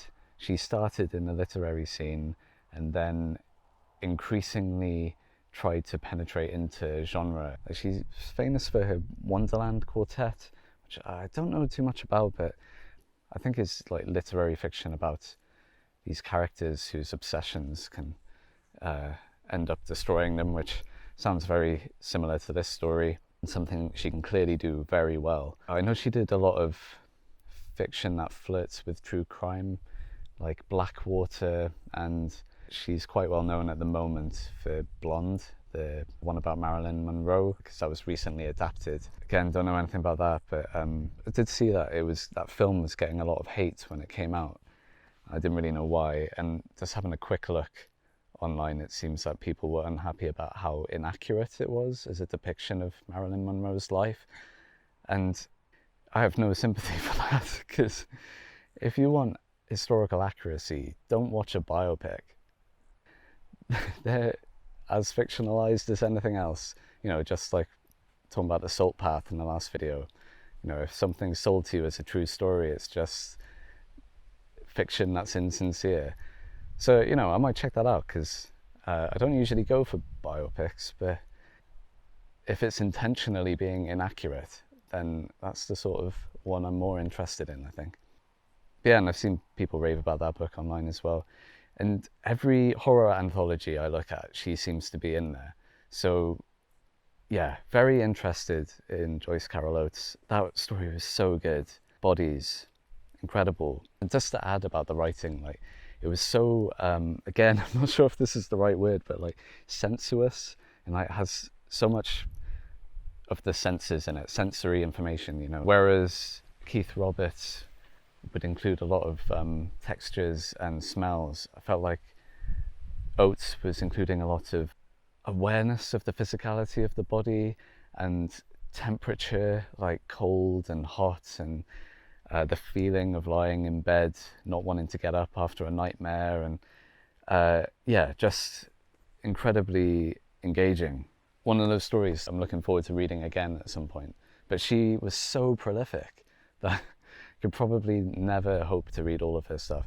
And, you know, like most authors that were incredibly prolific, there's a good chance that she's quite inconsistent. That tends to happen. And I think that can put people off authors like that, you know, like, where do you start? Which ones do you read? But I'm really excited to dig into her.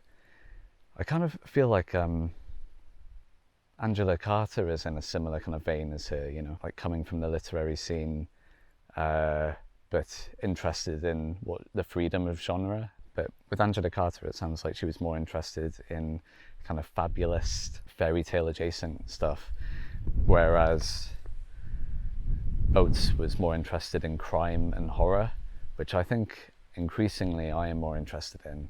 So yeah, very excited to check her out. Next up is Running Down by M. John Harrison. I've read this before in Things That Never Happened, but I am very happy to read it again. It's incredible. Let's see if how I feel after a second read of that. All right, catch you later. All right, back from the Mendips. I meant to mention before, I was staying there for my anniversary. I've been married to my wonderful wife for 1 year. Yeah, she found that amazing place for us to stay. She is the most amazing woman, just incredibly supportive. I don't know how I could go on without her. Having a husband with chronic illness can't be easy. Yeah, while we were there, she lured me on outings to various places by telling me we could go to bookshops because I like books. Went to this crazy place in Bradford upon Avon, really recommend it, called Ex Libris. You go in and it's just like a little shop. and they got a lot of new books and stuff, and it's like, oh yeah, this is all right. And it doesn't look like you can go through the back door, but definitely go through the back door. There's a whole corridor full of books, loads of crime fiction, and then you go out the back, walk up a path into this weird shack next to like a really lovely kind of overgrown garden. And in the shack is just a ton of secondhand books. There's loads of old science fiction. Yeah, really cool.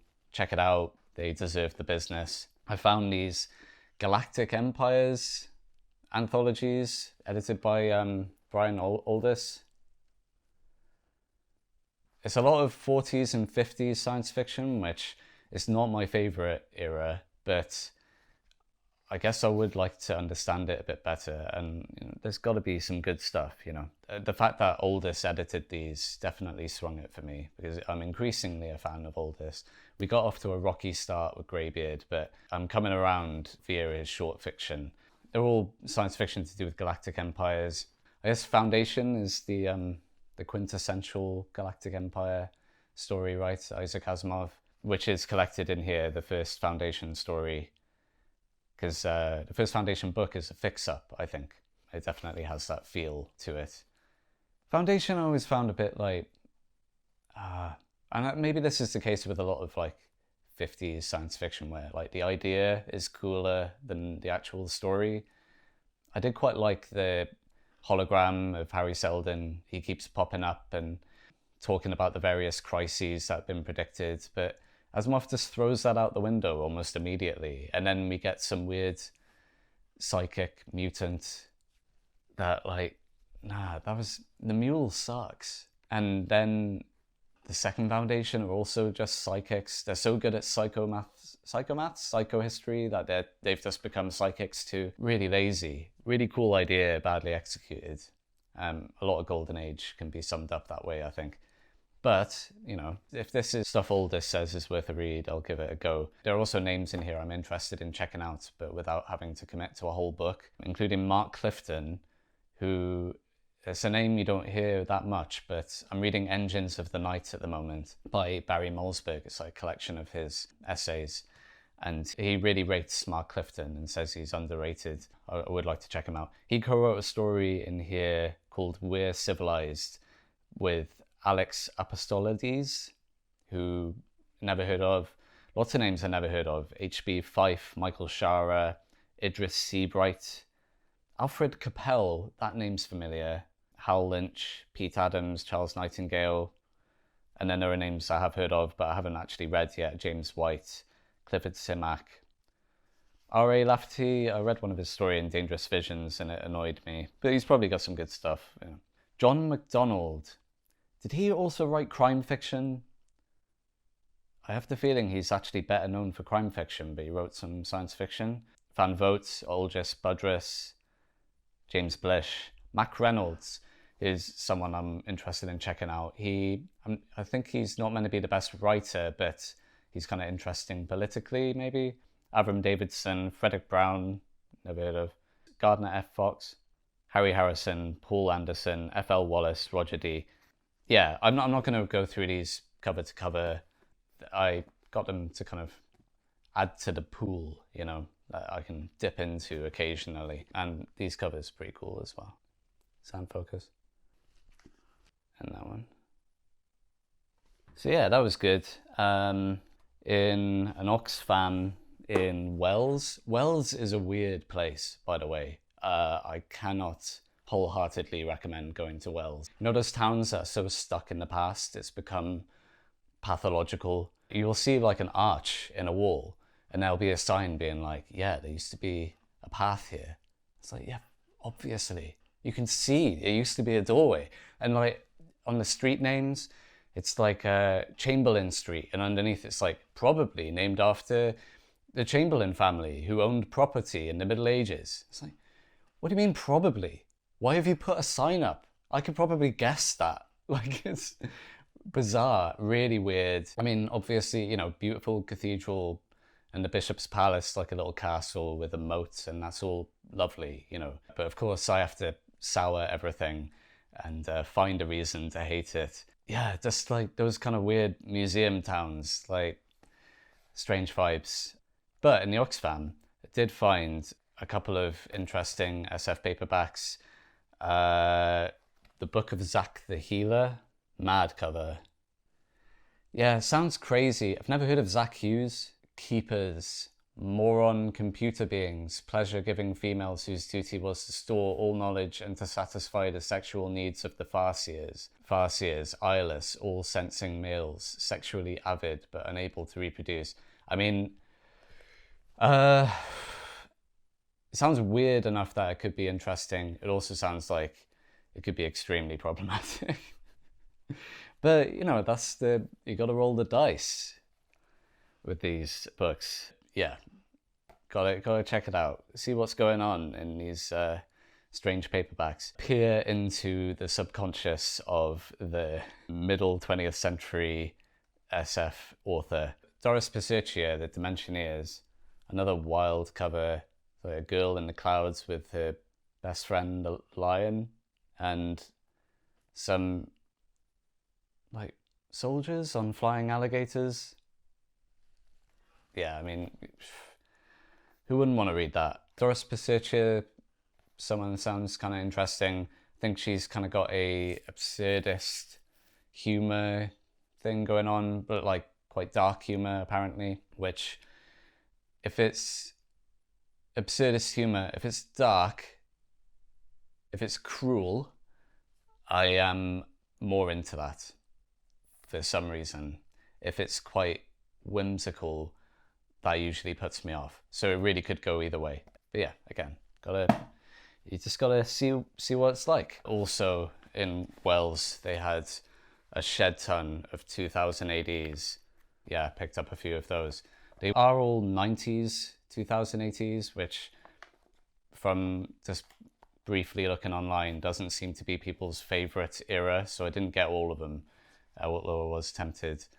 Yeah, I mean, just some of these covers, that's brilliant. So 90s. Yeah, I mean, I probably will enjoy these. I'm making up for a lost childhood here. I missed out on 2000 AD when I was younger. Just wasn't aware of it, wasn't on my radar. So, yeah. Gonna check these out. Been reading more of the Incal. I'm getting more into it. It's definitely growing on me. I mean, the artwork is stunning all the way through. Yeah, and also easier to read comics when fatigued. Finding that out, which is it's a nice little discovery. So yeah, comics.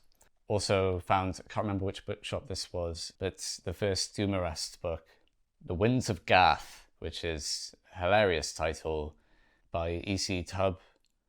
There's an account on Instagram called 69 Books Suck 69 who writes really good reviews of genre fiction, particularly science fantasy, but also like thrillers and all kinds of stuff. I really like their approach to understanding like the art of writing genre fiction. He's not one of those people that's looking for this so bad it's good, you know. He is genuinely looking for this kind of perfect genre writing and finding the jewels in the rough and that sort of thing. Probably would hate how I described his account, but I think his reviews are great. Highly recommend checking him out. He's reviewed a lot of the Doomarest books. I just realised this guy looks a lot like Matthew McConaughey.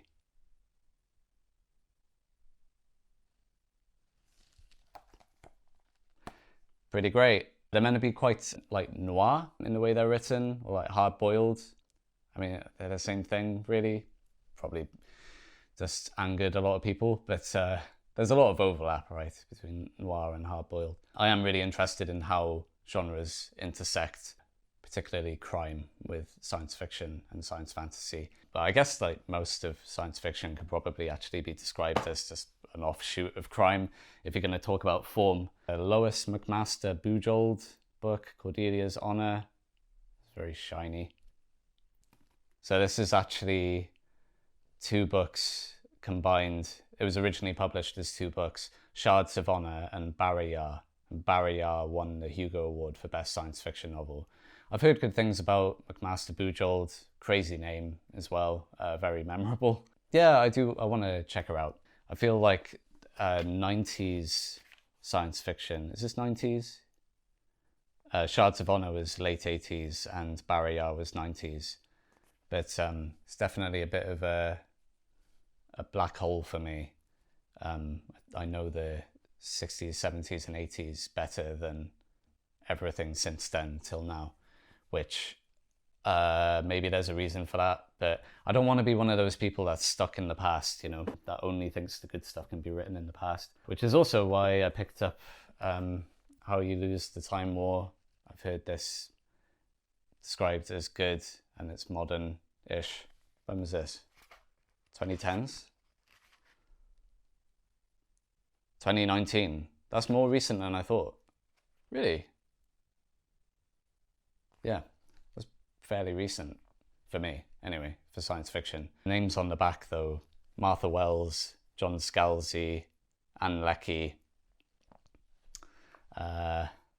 Not my favourite authors by any stretch. Madeline Miller, that's better, but yeah, maybe a bit less excited to read this now. I really don't want it to be like Joss Whedon-y and like quirky. That's what everything's like now, and I sound like an old man, but like, come on, you know what I mean. So, oh yeah, my mate also dropped this off the other day. He said it was alright. Dimension of Miracles, Robert Sheckley, who's like a funny science fiction guy, which is, you know, not the thing I get most excited about. I loved Hitchhiker's Guide when I was a kid. I'm not sure if I'd be as excited to read it now. A lot of people say this is an influence on that. My friend said you can read it in a day, so I probably will do that when, I don't know, I'm on the beach or something. I don't go to the beach. What am I talking about? I went to the beach the other day. I filmed myself on the beach. Yeah, I'll read it on the beach. I do find though, like when books are like, this is the influence of this really famous book, they're often, if not better, then more interesting. Like often the book that gets really famous has taken the interesting stuff from the influences and then just made it more accessible, potentially a bit more anodyne, and then that enables it to become a bestseller. Maybe that's quite a cynical point of view, but I do kind of feel like that's what China Miéville did with Harrison's Viraconian books. Like Perdido Street Station feels like a more accessible, more coherent vision of Viraconian almost, you know. Almost bizarre that people were talking about it as if it was this really novel thing. And it's like, all the really interesting parts of Perdido Street are in Harrison's Viraconian books, which were published like 30 years before. I mean, I got nothing against China Miéville. I've enjoyed his books. But yeah, if you like his Baslag books, like read Viraconian. It's more interesting. There's more going on. So yeah, that's that. I really have to go and get ready to go to a wedding. I really don't want to go. That's bad. I shouldn't say that. It's my friend that's getting married. I love my friend. With chronic fatigue and more dietary restrictions than there are stars in the galaxy, weddings are not my favourite event in general. I loved my own wedding. But everyone loves their own wedding, right? That's not true. I was speaking to someone recently who had a really bad time at their own wedding. I think that probably happens quite a lot, but you're not allowed to say it, are you? Anyway, I gotta get ready. I'm gonna be so tired. Very fitting that I'm gonna be reading Running Down. That is how I feel all the time. What a dreary, dreary story, but amazing. Yeah, so I'll be back in a minute with some thoughts on Running Down by M. John Harrison. See you in a bit. I just remembered I've been meaning to say where you can find all these stories, so let's just track back a bit. I mean, obviously you can find them in Strangeness most of the way through now, and I feel like I can safely say this is a very good anthology. You should try and get this anthology. but that may not be possible, or you may just want to chase down specific stories. Stories have a life of their own beyond whatever anthologies they may be found in. In case you don't know, I'm using the Internet Speculative Fiction Database. Incredibly useful for this sort of thing. Tells you every edition the story can be found in, when it was published, who it was published by, tons of information available. Sketches Among the Ruins of My Mind has been collected a lot, which has made me wonder, maybe I've been a bit too harsh on it. I mean, it was just the precipitous drop in the quality of writing within this collection that caught me off guard. Like, it was fine, it's a good idea. I'm glad he took it to an extreme of sorts, and it was quite bleak. That was good, but he's just not a good writer, I think. I mean, I've decided after reading one story. Maybe there are better stories or books I should check out by Farmer, but I'm not running for them at the moment, you know. So first published in Nova 3, edited by Harry Harrison, then Best Science Fiction of the Year 3, Terry Carr, a couple more Harry Harrison collections, then Strangeness. It was translated into French and German. The Grand Adventure, which looks like a Farmer collection, a couple more Farmer collections. Yeah. So, I don't know, just glancing at this, I'm getting the feeling that this is one of his more respected stories, and it was fine, you know? So, take that what you will. I mean, you know, go read it. It was entertaining. Elephant's Ear by Joan Aiken, that twee story about the buyer for Selfridges, was published in Argosy in 1960. Then in a collection of Aiken's short fiction called The Windscreen Weepers and Other Tales of Horror and Suspense. I do kind of, I get Disch was trying to put in like quite a offbeat twee story in there. From the short fiction I've read by Disch, I get the impression he likes that sort of thing, but he often goes to very dark places or whatever. This didn't, I don't know, it did nothing for me. I kind of wish he'd put in another story from this collection of Joan Aiken's, one of the tales of horror and suspense. I probably would have preferred that. But yeah, moving on. Bodies by Joyce Carol Oates, an absolute banger. Only collected in this. What? It's only collected in Strangeness. Sorry, I need to calm down. I thought that story was so good. It was so good. That can't be right. Maybe there's a mistake on the Internet Speculative Fiction Database. I mean, I assume it must have appeared in a publication beforehand. Let's have a look in the front if there's any acknowledgement. Yeah. Joyce Carol Oates' Bodies, reprinted from The Wheel of Love by Joyce Carol Oates by permission of the publisher, Vanguard Press, 1965. Okay. Short story collection, The Wheel of Love and Other Stories. John Alfred Avant, librarian and critic, says, quite simply, one of the finest collections of short stories ever written by an American. Going by that story, I can believe it. So yeah, maybe that's one to look out for. I mean, I definitely will be. So yeah, that brings us to Running Down, which I'm a little bit intimidated at the prospect of talking about Running Down. There's a lot to say. And also, as with most Harrison fiction, I have that issue of it's already been really well reviewed by SF Ultra. Is there anything more to say? I'm just gonna not worry too much about that and I'll probably go over a lot of the same ground. So I apologize for that in advance. But yeah, really amazing story. I've read it before. This is the second time I've read it. And I think it's an incredible story, but it's not one I would have been itching to reread, simply because it's so dreary.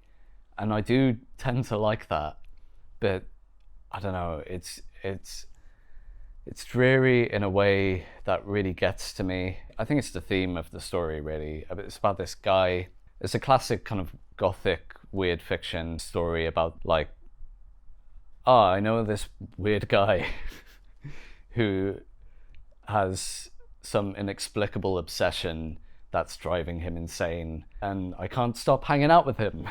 So it's one of them, you know. I read something, I can't remember the name of it now. I was reading some Arthur Machen recently, and he's got that going on.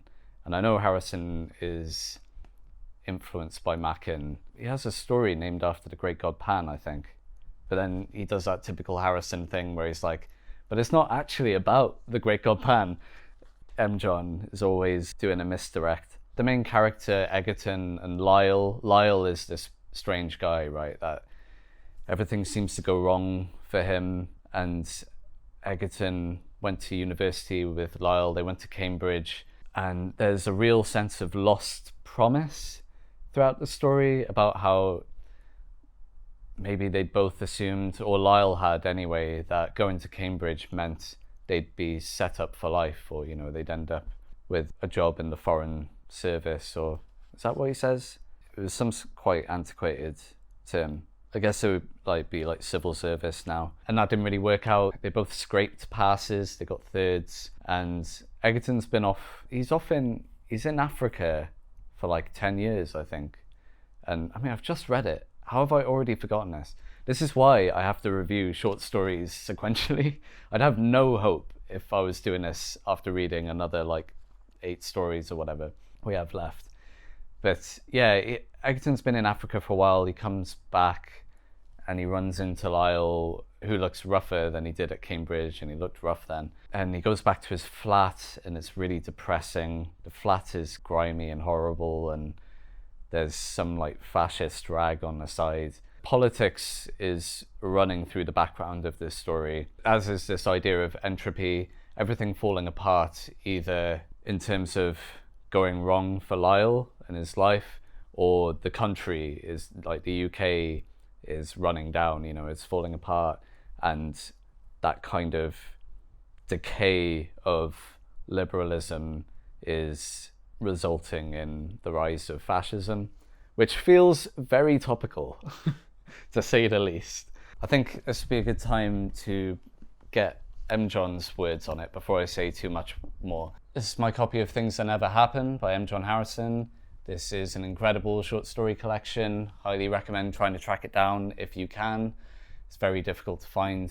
Although I think there's a few more editions of the Gallants running about, going for like 30 quid, which is a lot for a book, but I mean, I think it would be worth it. What's nice about this Nightshade Books edition is it's got a good introduction by China Miéville, but also it's got notes by Harrison at the end about the various stories, just like a small paragraph for each one, that sort of thing. So this is what he says for Running Down. This grew out of a drunken discussion with Hilary Bailey, then, I think, editor of New Worlds Quarterly. So Hilary Bailey took over as editor after Michael Moorcock. So that's after the 6th New Worlds Quarterly. I think they'd stopped calling it New Worlds Quarterly by that point. It was just New Worlds 6. I think that was co-edited with Moorcock and Platt, Charles Platt. And then after that, the editorship was passed on to Hilary Bailey. And my general impression is that the experimentalism was toned down a bit. There's still some good stories, but I think it was a bit more anodyne. This grew out of a drunken discussion with Hilary Bailey, then, I think, editor of New Worlds Quarterly, about the Gothic as political fiction. Often wrongly described as an SF story about entropy, it is actually a mainstream story in which some aspects of the concept of entropy are used to make a political and emotional metaphor. It was described recently as an example of post-imperial melancholy, but for me, it was the beginning of various lines of inquiry which bore fruit in the novel Climbers, begun 7 years later when the running down of the UK was at its height. So yeah, there's lots in this story that is in common with the book Climbers, which is great. I've mentioned it in a previous video. Almost like an anecdotal novel of Harrison's time climbing in the north, mixed in with this story about Mike, the main character, you know, named after I'm John Harrison. The M is Mike. Slowly separating from his wife as he does it. And I think Harrison has said that what appears to be the most autobiographical parts of the novel are actually the least. So I think that's all fiction, that part. But the aspects of climbing and trying to get out into the peaks and to Wales and that sort of thing, that's based on real experience, I think. So the Gothic as political fiction, I think that's key. First of all, I have to say, Harrison being very annoying in a very typical way here and saying like, oh, you thought it was about entropy? You moron. It's about politics and emotion. And yeah, but he's right. I think when I first read it, I was thinking, I mean, it's clearly about entropy, but like Lyle is this embodiment of entropy, right? Everywhere he goes, everything goes wrong, things break, people get injured, everything in his life seems to go wrong.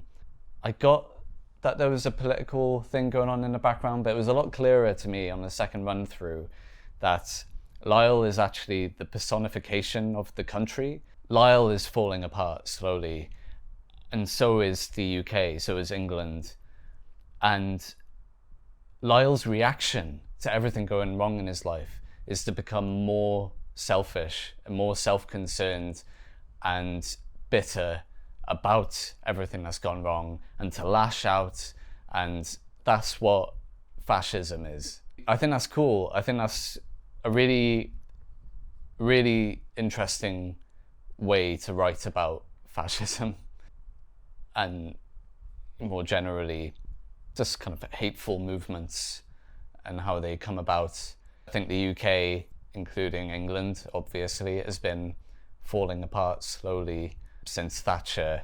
And this was written before Thatcher as well. I mean, I guess, you know, there was an economic downturn in the 70s.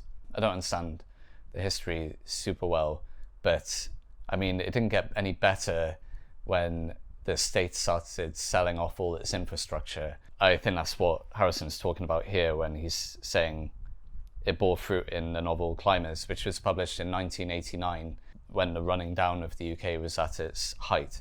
So Thatcherism really accelerates all of this stuff, right? And, you know, it may not be obvious from the outset because luxuries have gotten cheaper.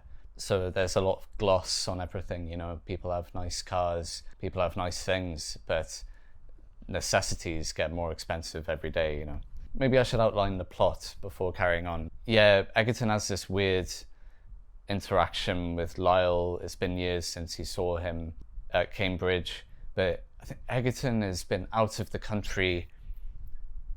And I think this, again, this works as like this parallel, this weird relationship between Egerton and Lyle and Egerton and England. Egerton seems to want to get away from the country, but he can't help but be pulled back occasionally, right? So it's the same with his relationship with Lyle, like that weird acquaintance that you wouldn't call a friend, that you unfortunately just keep having to see or periodically and catching up even though you don't have anything in common. That's how I feel about England and the UK, you know. I mean, I said I was Welsh before, but I've lived in England for my entire adult life, really. And it's definitely not my favourite country. I mean, you know, I've got lots of friends and family here, and that's why I like living here, but politically, it's not good. And there's a lot about the culture that I don't like. But a few years ago, me and my wife were both working jobs that we hated, and we quit them and tried to go do the expat thing in China, teach English. And that fell through for various different reasons. We ended up coming back a lot sooner than we'd hoped. I remember when we came back, I was so happy to kind of be able to see our friends again. And when we were out there, I mean, I love China, by the way. I think it's not necessarily the government, but like the country and the people are amazing, super friendly, and just really interesting. But we were staying in a city called Kunming, and we'd been there for a few weeks, and we wanted to have a conversation in English with people who weren't each other. So we decided to go find an expat bar, and remember going into this absolute dive. There were a couple of Americans and a few British people, and we sat at the bar, and one of the British guys, or English I should say, was going on about how great Tommy Robinson was, who, if you don't know, he's a prominent English fascist. And it's like, you just can't escape it, can you? It was becoming impossible to get the right to work, and that really pushed it over the edge. And it's like, well, I wanted to get away from England for a while, and I feel like the worst aspects of it have followed us here. So yeah, we went home. I can understand Egerton in the story, you know, he's spending time abroad, but he keeps having to come back, and it's just really depressing when he does. Although I feel quite lucky to have friends. Like, Egerton doesn't seem to have any friends other than Lyle. Maybe those aspects of the story have just been elided, I don't know. But yeah, it's very depressing. It's very depressing. I think it's probably quite obvious to the way I use them interchangeably that I don't really understand the difference between Gothic and weird fiction. I mean, in my head, you know, Gothic is castles and atmospheric moorland, and weird fiction is like tentacular cosmic horror, that sort of thing. And everything in between could probably be argued to be either. I mean, the Gothic is definitely more prominent in the 19th century, and weird fiction develops over the 20th century, but I do feel like weird fiction it's just useful as an umbrella term, right? Or maybe that's just me being lazy, but that's probably how I'm gonna use it subconsciously, so just in case you're getting confused while I'm flip-flopping between the two.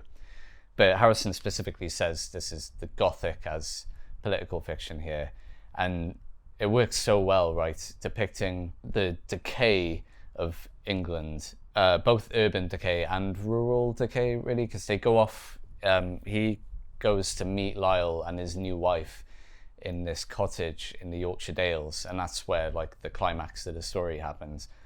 And the cottage is dilapidated, and there's so much grossness in the story, like greasiness, and he uses the word ectoplasm quite a lot, which is, it's just a really gross word, right? And clearly Egerton just has, whenever he's with Lyle, he just has this feeling of decay and disgust going on.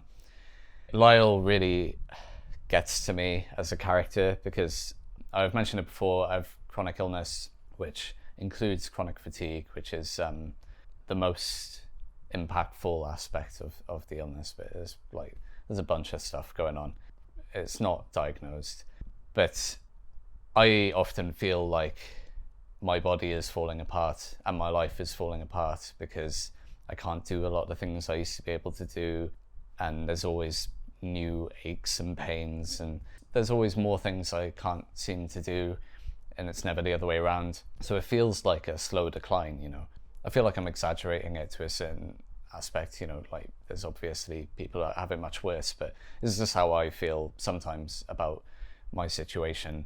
And being in discomfort a lot of the time makes you more selfish. It's made me more selfish, and I can see that happening to myself, and I'm terrified of becoming a worse person because of my illness. And that is what I see in Lyle in this story. He's cursed, for a lack of a better word. Things constantly going wrong for him, and he's becoming more selfish and more bitter as a result, and more misanthropic, and it's only making things worse.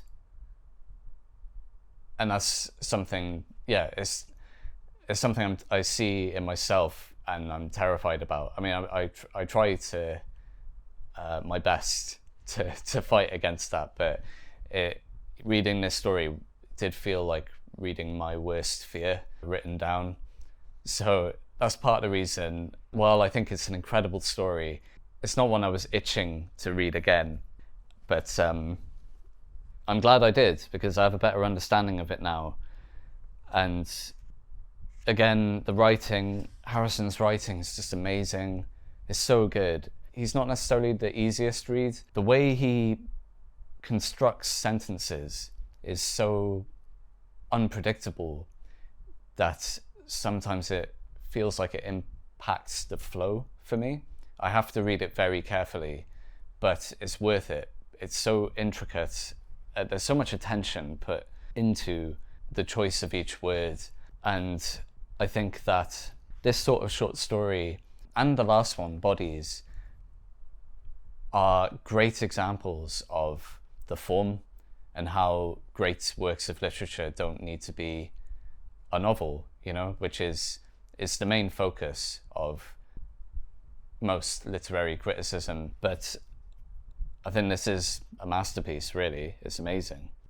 In terms of writing, something that particularly stands out is Harrison's description of landscape, which is always excellent with Harrison, and also very key to like the Gothic story as well. You know, that haunting sense of place is very important for the genre to work. And I'm shocked that in the introduction, Disch points out landscape being important to prose writing, and then goes on to say how Aldiss's story he thinks is like the best example of that you can kind of come across.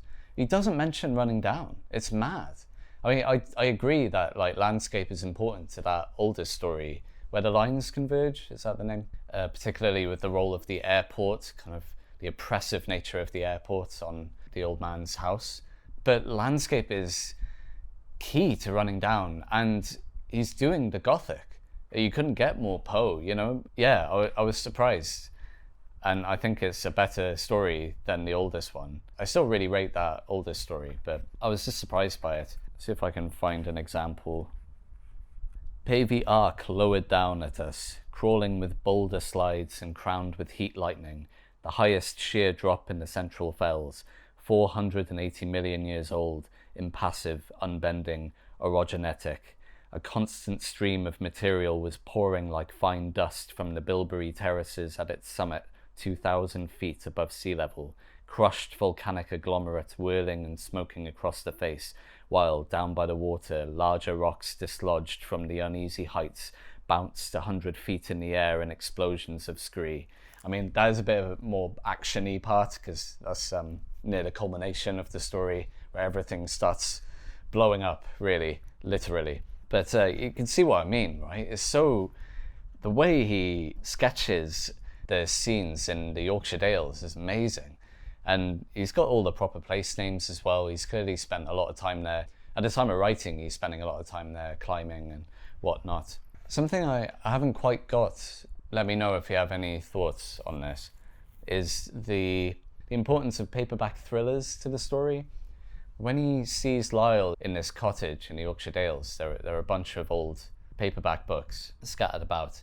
And when the house burns down, spoilers, sorry, his wife is like burnt to a crisp and crawls like an incredible distance to find Egerton to try and save Lyle, which again, Harrison kind of stresses that as a metaphor for the politics of England at the time, which is interesting. The only things that Lyle saves from the house are these paperback books, and when he runs up the mountain, he just grabs an armful of them and ends up throwing them into the gill, like the ravine. That's when the earthquakes start really kicking off and the landscape starts like crumbling apart. It's like the culmination of the kind of entropic nature of Lyle, right? I'm really interested in what Harrison is saying about these paperback thrillers. And his wife brings them home instead of the newspaper. She's like, oh, they didn't have the paper, so I got you these. And I know Harrison is very interested in the narratives we choose to assimilate. And I don't know, if I was reading into it, which I am, I would assume that it's a metaphor for ideology. The way he has these paperbacks instead of the newspaper, as if that's a good enough replacement, because they're both fiction, right? They're both narratives that you're accepting in some way, that you're ingesting. But what I don't understand is it's when he casts them off at the end, that's when everything falls apart. I don't know, really interesting. Maybe I'm being an idiot missing the big point there, but if anyone has any thoughts on that, let me know. I'm interested. When Egerton escapes from the cottage later on and he goes to a campsite up the road, there's this really intense heat wave, and at night the campers all crowding around this one radio to listen to the 10 o'clock news. There's something really post-apocalyptic about that scene, and I know Harrison has written that kind of dystopia before. Is it The Committed Men, which I haven't read? I feel like he's drawing on the style of post-apocalyptic dystopia to intensify this feeling of the downfall of liberalism, or the descent of liberalism into fascism. You know, two sides to the same coin, really. The lost promise of the future aspect, that really hit hard as well. I mean, I feel like the downwardly mobile graduate is a new important aspect in British politics, right? And probably generally in the West. But we had Blair, who basically just continued Thatcher's general trajectory in lots of ways, saying, oh, I want, 50% of the population to go to university and have a degree. And then they brought in tuition fees, which led to a huge boom in the higher education economy in the UK, which is now collapsing currently, as the government has introduced restrictions on visas for international students, which the higher education system has come to rely on. So that's all falling apart right now, which is horrible to watch. I work at a university, I know lots of people that do. Not that I think universities are good, but yeah, there's a lot of mismanagement that's been going on. And then just got a lot of people into debt. I'm quite lucky because tuition fees weren't so bad when I went to uni. They tripled soon after I did. And then, yeah, you've got a whole generation of people who are in loads of debt, and their degrees have been devalued by saying everyone needs to go to university. So, they don't find it any easier to find work afterwards, at least not in what they trained to do. So there's plenty of lost promise going on, broken promises, lost futures, really, This story feels weirdly relevant. And I guess it's relevant because the decay of capitalism is ever present, all recurrent. You always have boom and busts at the very least, but since neoliberalism, there haven't been as many booms for your average person. So yeah, if you want to read a story about how things are bad and getting worse, Running Down is good. I feel like it hits the nail on the head in lots of ways. 1975. Wow, yeah, mad that it's before Thatcherism to me. In the 70s, there were some similar racist rhetoric going on to like now, where I think the National Front were becoming more prominent. And in this story, Harrison references the Popular Front. It's clearly a reference to that, and how they gained a foothold in Parliament in the story, and the government actually is toppled. But he's vague on the details of how that happens. But yeah, interesting to see that now the, say, Reform Party actually have seats in Parliament, potentially about to have a lot more by the time the next election comes around. Hopefully not. What is it they say about science fiction being prescient? But it's just writing about the time, writing about the present. Present, not prescient. That should be the motto for science fiction. So where has this story been collected? I know it's been collected a lot because I think I have 5 different versions of this story scattered around my house. I have it in Strangeness, Things That Never Happen, Machine in Shaft 10. Where else? Oh, what's that horror anthology edited by Ramsey Campbell? New Terrors, the omnibus of New Terrors. It's in that. I don't even have to look at ISFDB to tell you that. It's a popular story, at least in terms of getting printed. Let's have a look. If I've missed anything.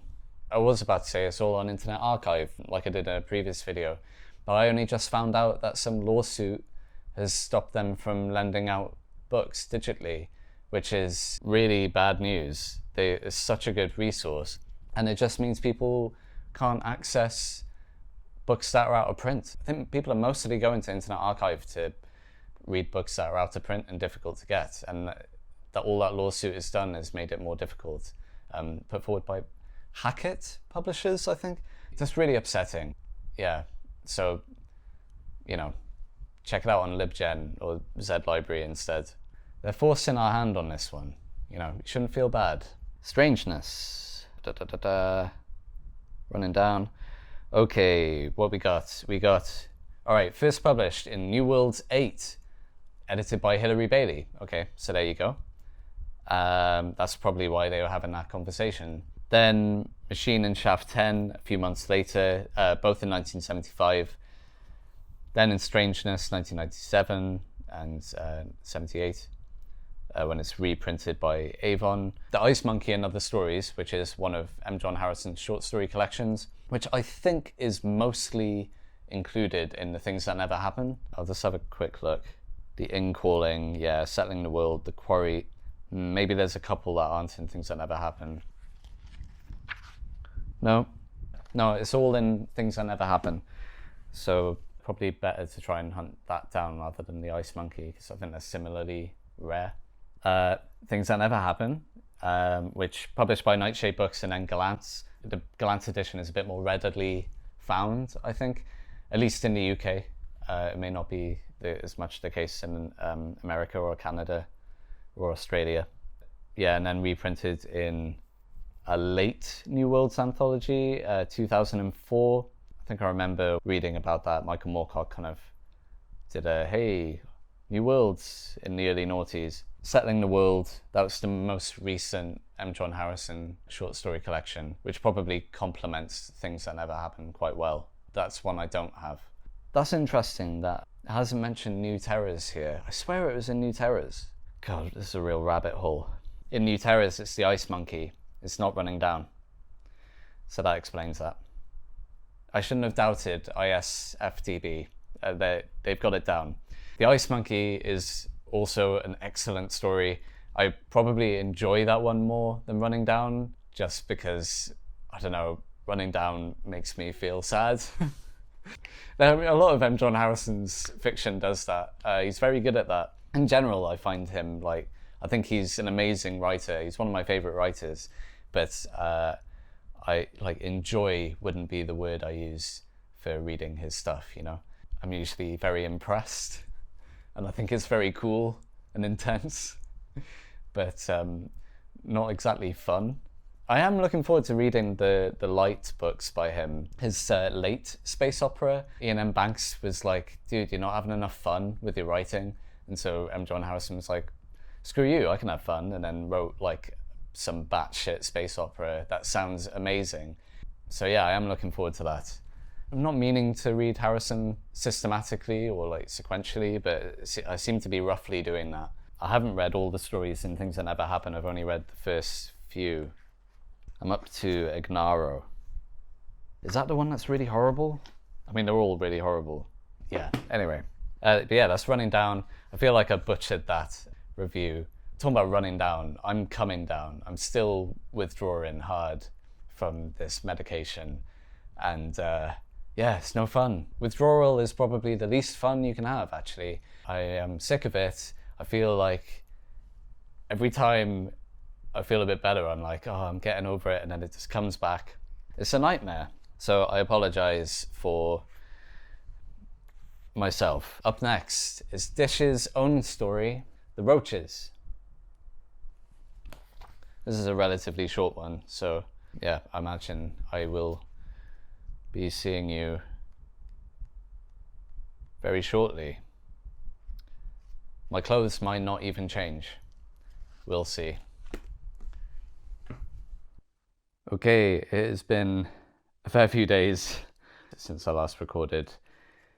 The new medication I was on was making everything a lot worse, but I'm off it now and feeling better all the time. So I really don't want this to become my health blog or anything. That would be incredibly dull and tedious, but just to give a bit of context, really. So yeah, after Running Down was The Roaches by Tom Disch. So it's Tom Disch's own contribution to the anthology. I do find it quite interesting. Is this just a story he had to hand, or did he think it fit the theme of the anthology particularly well? I think it's probably a bit of both, to be honest. It's not the most interesting Thomas Disch story I've read, but I did think it was good. I think a lot of his short stories might be like this, actually. The more I read, the more I think he would just write a casual short story that's like, here's a weird tale, you know? And it's not what I would expect from someone so prominent in the new wave, you know? Think about someone like M. John Harrison, Joanna Russ, J.G. Ballard. Their short stories all seem like they're pushing at something, you know, trying to go beyond the limits of the genre. Whereas Disch, I think, is quite happy to just do an Edgar Allan Poe story, but set in modern times.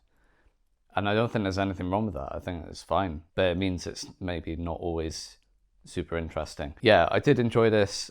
I mean, I liked the message. It's not particularly subtle. It's a young woman in New York. She's moved there from the country. She thought she was moving to a life of success and glamour, and she's stuck in a like dead-end typist job, I think. Similar to the last story, that kind of sense of broken promises, you know, like the future, the expected future not happening. She's quite bitter about a lot of things. I think Disch is very good at writing bitter characters, and I think he was quite familiar with those thought processes, you know, and in the end, I think they ended up completely consuming him. In a lot of his writing, you can see how he is critiquing that same bitterness which he had within him, I think, anyway. That's how I'm kind of reading into it. So Marcia Kenwell, that's a very Disch short story name. Alice Turner, Dish's friend, she was an editor. She said that at heart, she felt that Disch was really an 18th century satirist, erudite and droll. I totally see that in his writing. But he has got that element of experimentation as well, which is really interesting. He's like such a man of contradiction, Tom Disch. The story is about Marcia's phobia of cockroaches. She'd never even seen one before she went to New York, and since she's been living there, she's had to constantly fight them back. She's using bug spray all the time and making sure everything is like fastidiously clean. And while she'd never seen a roach before, it's hinted that she's inherited this kind of neurosis from her mother, who is afraid of all kinds of insects and snakes and various things. And as the story goes on, she starts to complain about her neighbors, who are clearly an immigrant family. She judges them for being on welfare and for drinking too much. And she's made some other racist comment about Puerto Ricans earlier on in the story. She's clearly not a good person.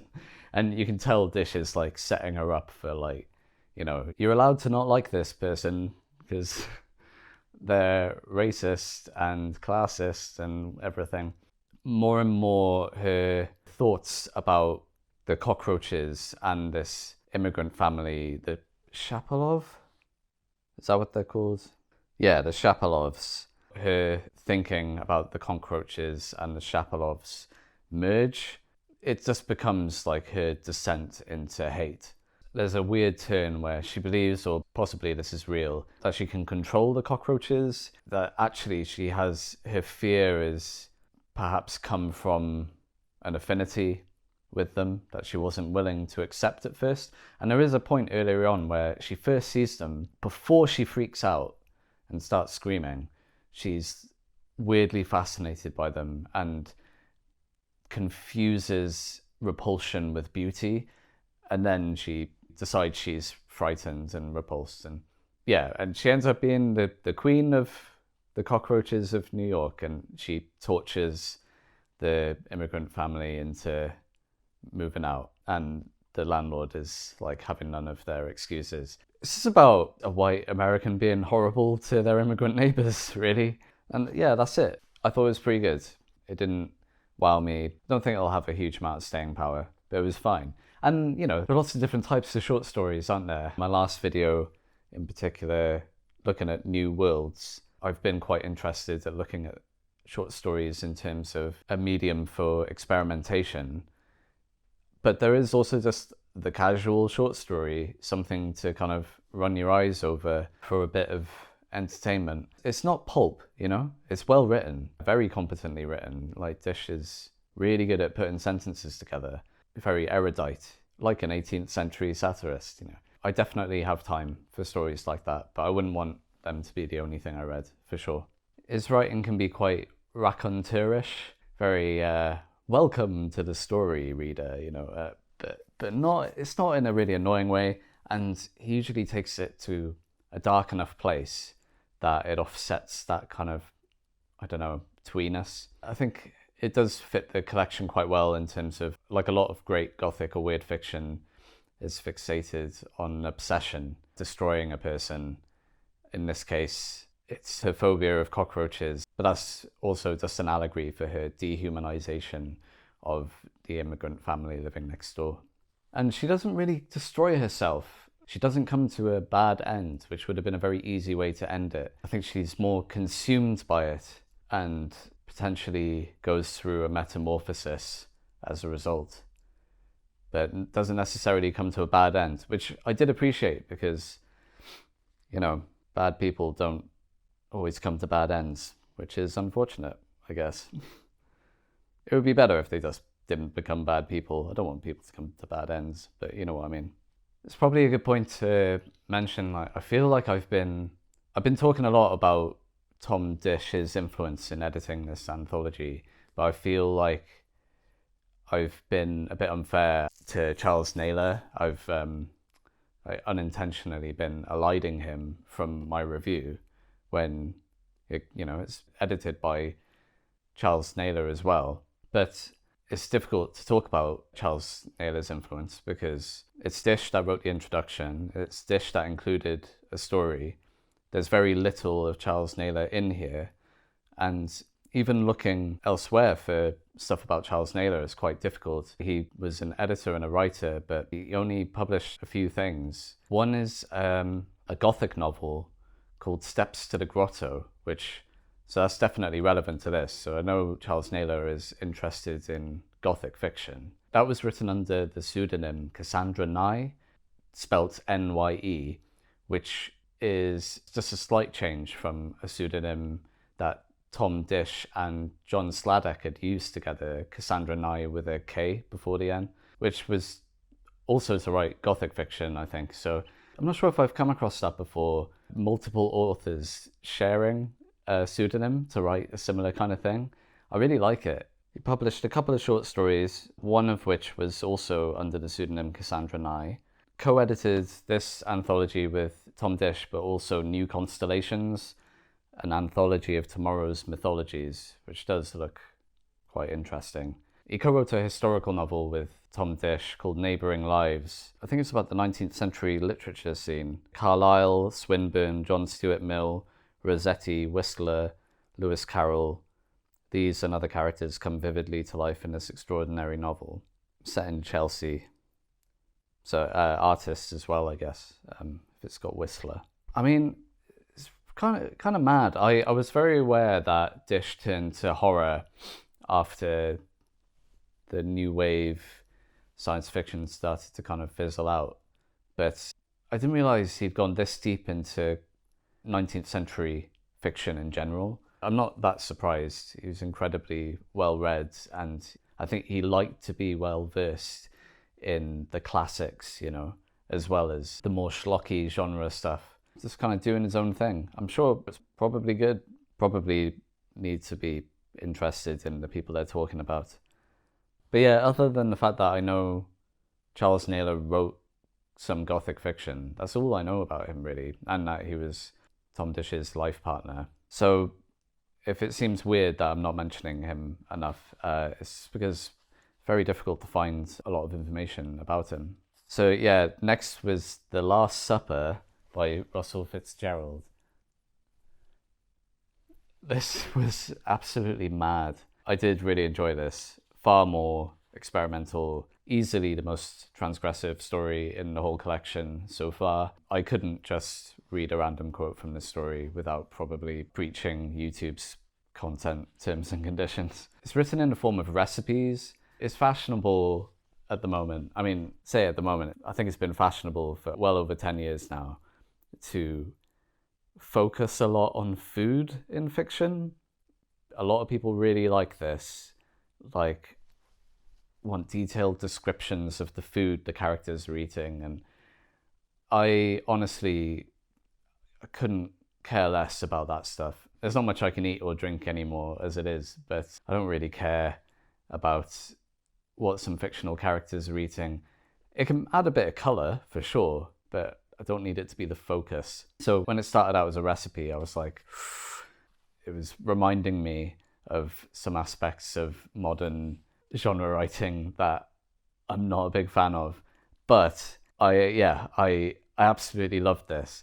And I think it's clearly satire about these kind of elitist recipes. You know, you must go to the market first thing in the morning and choose the freshest looking chives and whatever, you know, that sort of thing. But it pushes it so far. It's so horrible. It's so horrible. I actually read this the other night. I couldn't sleep. Not because I read the story. I couldn't sleep in general. And so I read this story instead. And I've been struggling to read because I haven't felt that great. But I couldn't take my eyes off the page. I was just like, what horrible thing is going to happen next? It's grotesque, but also very funny. It starts with, I think, like a historical example. It may be apocryphal, I don't know. Under menus, the Larousse Gastronomique contains the following entry. Here, as a curiosity, is a menu whose originality, it is true, is due to exceptional circumstances. It is that of a meal Marshal the Duc de Richelieu offered to all princes and princesses and the members of their suites taken prisoner by him during the Hanoverian War. Its peculiarity lay in the fact that it was made up entirely of one kind of meat, namely beef, because on that particular day there was nothing in the Marshal's larder but a carcass of beef and a few root vegetables. Then there's a bit of a dialogue between the Marshal and this guy Roulier about what they're going to put on for dinner, and then it gives the recipe, and it's this incredibly convoluted, over-the-top, fancy recipe in everything is based around meat. This menu, strange as its composition may seem, is perfectly orthodox. Structurally, it obeys all the rules which were in force at this period concerning the organization of important meals. So that's still a quote from the Larousse Gastronomique. And then the narrator carries on being like, not then such a curiosity as it first appears, and structurally regular, these qualities at least we can hope to attain. Alas, who would dare aspire to that terrifying altitude above called majestic?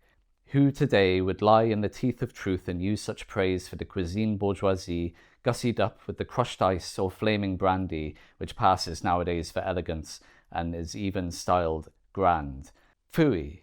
For our love feast, we can only offer the modest hope which that uncrowned prince, Kernonsky, defined as good cooking, which is that things taste of what they are. And then there's one of the most dramatic turns I've ever read in fiction, full stop.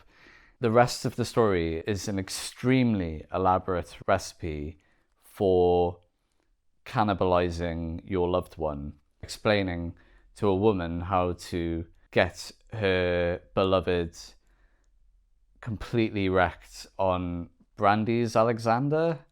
Everything that happens is horrible. It just gets worse and worse, and some of it is completely disgusting. Yeah, it's I don't really know what else to say about it. It's yeah, it reminded me a bit of like Chuck Palahniuk, but less annoying, if that makes sense. I haven't read that much Chuck Palahniuk. I just read a couple of short stories back in the day. It's definitely being grotesque to be grotesque, but it does work as a good satire of like that elitist perspective. The turn is more shocking as well for how charmingly anodyne the beginning is. It definitely lures you into a false sense of security. I mean, like all satire, like the tone is so important, and it was perfect here. Again, absolutely nailed that casually elitist tone of the fancy recipe or fine dining or that sort of thing. And I hate all that stuff, so I really enjoyed that being torn apart. I do tend to quite enjoy quite cruel humor. I've mentioned this before, and I feel bad about it, but there's something that just, I find I'm far more receptive to comedy in writing if it's got a cruel edge. And I really can't say why, other than that's just how I am. Comedy is super subjective, isn't it? But I find it dates less badly, you know? I really like Brian Evanson for that sort of thing. He's so good at that kind of, humor through cruelty. I guess you could potentially do like a vegetarian reading into this. It's forcing you to realize how repulsive everything about preparing meat is, you know, by putting a person in its place, which, like, yeah, fair play. I think it works well as that, to be honest. I used to be vegetarian, so I've got a lot of sympathy with that. I only stopped because I stopped being able to eat most things, so I just needed some other stuff I could eat. Meat seems to work for me, so I'm back to eating meat. I always liked eating it. I wasn't vegetarian because I didn't like it. I think you could do like a feminist reading in this as well. I mean, maybe that feels a bit lazy to say that, but a recipe telling a woman how to kill and prepare her husband for a fine dinner. Fuck the patriarchy. Like, I don't know. Yeah, potentially that's a lazy interpretation, but I think there is that side to it. He keeps stressing through the story the ultimate reality of love in terms of consuming your loved one, to the point where that it's clearly very important. But I don't quite know what he's talking about there. It could be like quite a pessimistic interpretation of love, that when you love someone, you end up consuming them entirely in a figurative sense. But yeah, just mad, absolutely mad story. It kind of adds to the eclectic direction of the anthology as well. There is a general quite stuffy tone to this anthology. Disch's love of old literature is definitely coming through here. He's showcasing older stuff when it's being quite weird and potentially experimental. But yeah, every now and again you turn the page and you just get something that comes completely out of left field. This is potentially the only story that Russell Fitzgerald wrote. I think he was primarily an artist. If you look him up on the Internet Speculative Fiction database, like I have here, yeah, Last Supper is the only thing that comes up for fiction, but then he's credited for a bunch of art. So he did the covers of Out of the Dead City, magazine of fantasy and science fiction, May 1968, The Towers of Toron, Nova, City of a Thousand Suns, Quark. The University of British Columbia is putting on an exhibition of his work. So he was involved in the Canadian avant-garde movement. A short and tortured life. No one knew what to make of these ambitious allegories based on his unique interpretation of Christian mysticism, figurative and literary works, with more in common than William Blake than with abstract expressionism or minimalism. It is miraculous that any Fitzgeralds survived at all. The artist struggled with addiction and died at 45. Fitzgerald was in dialogue with an eclectic group of contemporaries, from Scottish balladeer and occultist Helen Adam to sci-fi novelist and memoirist Samuel R. Delany, and some of these contemporaries are included in the exhibition. This exhibition sounds really good. Next was Among the Dahlias by William Sansom. Yeah, this was fine. This is another forgotten author. I think he was quite big at the time, William Sansom. Some people are calling him the English Kafka, and I think he wrote a fair amount, but he's almost completely elided from the canon. well known for his very detailed descriptions, which I did see here describing this zoo. It's about a guy who's walking in a zoo, and there's a lion that's managed to get out of its cage, and the man is like, oh, I'm gonna die, and the lion just walks away. And I think the realization that he wasn't interesting enough for the lion to attack hurts him more than if the lion did attack him, and he's never the same again. I quite liked the idea of it, and it was very well written, you know, very competently written. Like most of the stuff in this anthology, like the quality of the writing is very high, very competent, you know. Most of it isn't experimental in terms of form, apart from potentially that Joyce Carol Oates story, Bodies, and M. John Harrison's prose is just unlike anything else. But very good, classically literary form, you know, which I'm starting to get a little bit tired of. I do like it, but I'm getting the itch for something that's a bit more formally experimental. Wasn't much else to that story. I thought it was fine. It was like another quite casual one. He probably wrote it in an afternoon, and I'll probably won't think about it ever again. Usually in a collection or an anthology or whatever, there are duds, you know. I wouldn't call that a dud. I think it's fine. It doesn't deserve to be called a dud. The bottom line in this anthology is high, and the heights are extremely high as well, like especially in the middle, Bodies and Running Down. They're just two incredible stories. Where can you find these stories? Okay, The Roaches by Thomas M. Disch. Whoa, this has been collected a lot.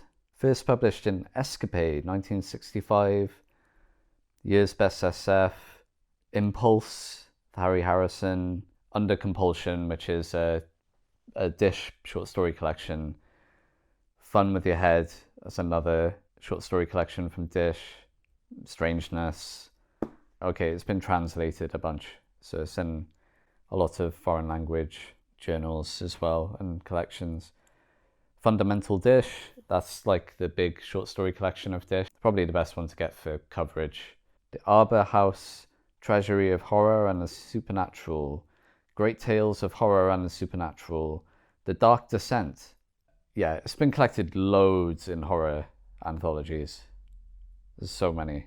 I did think it was good. I didn't think it was like amazing. I am a bit surprised to see how often it's been collected.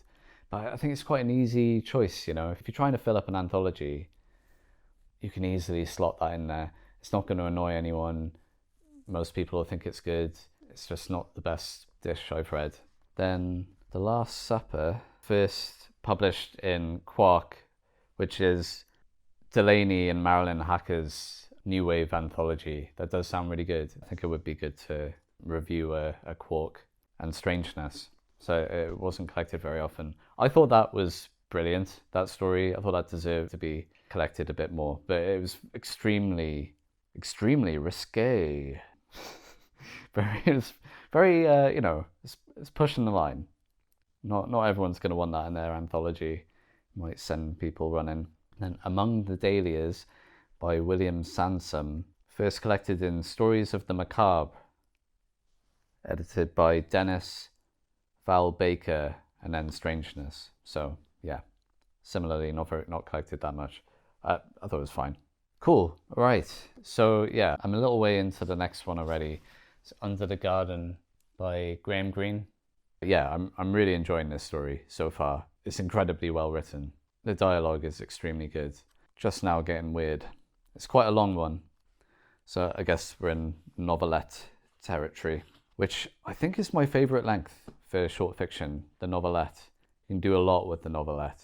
Nothing against the shorter stuff. You can't rank these different forms against each other really, because they have different strengths.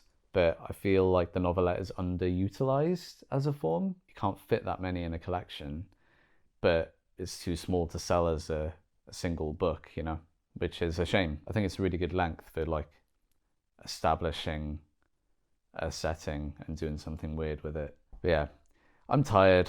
Obviously, you can tell I'm tired. Hopefully I'll be a bit better for when I see you in a few seconds' time. Catch you in a minute. Okay, I read Under the Garden by Greene. That's actually the first Greene story I've read. Feels like the kind of person that would be done in school, particularly in the UK because he's English. But I'm not sure how common that is. This is another example of quite a strange, no shit, it's called Strangeness.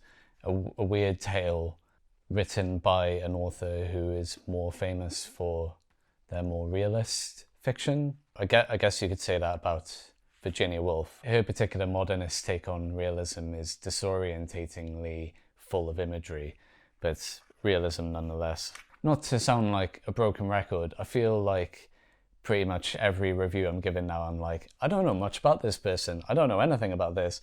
So yeah, sorry for subjecting you to my thoughts on something I don't know anything about. But yeah, I thought this was good. I thought it was a good story.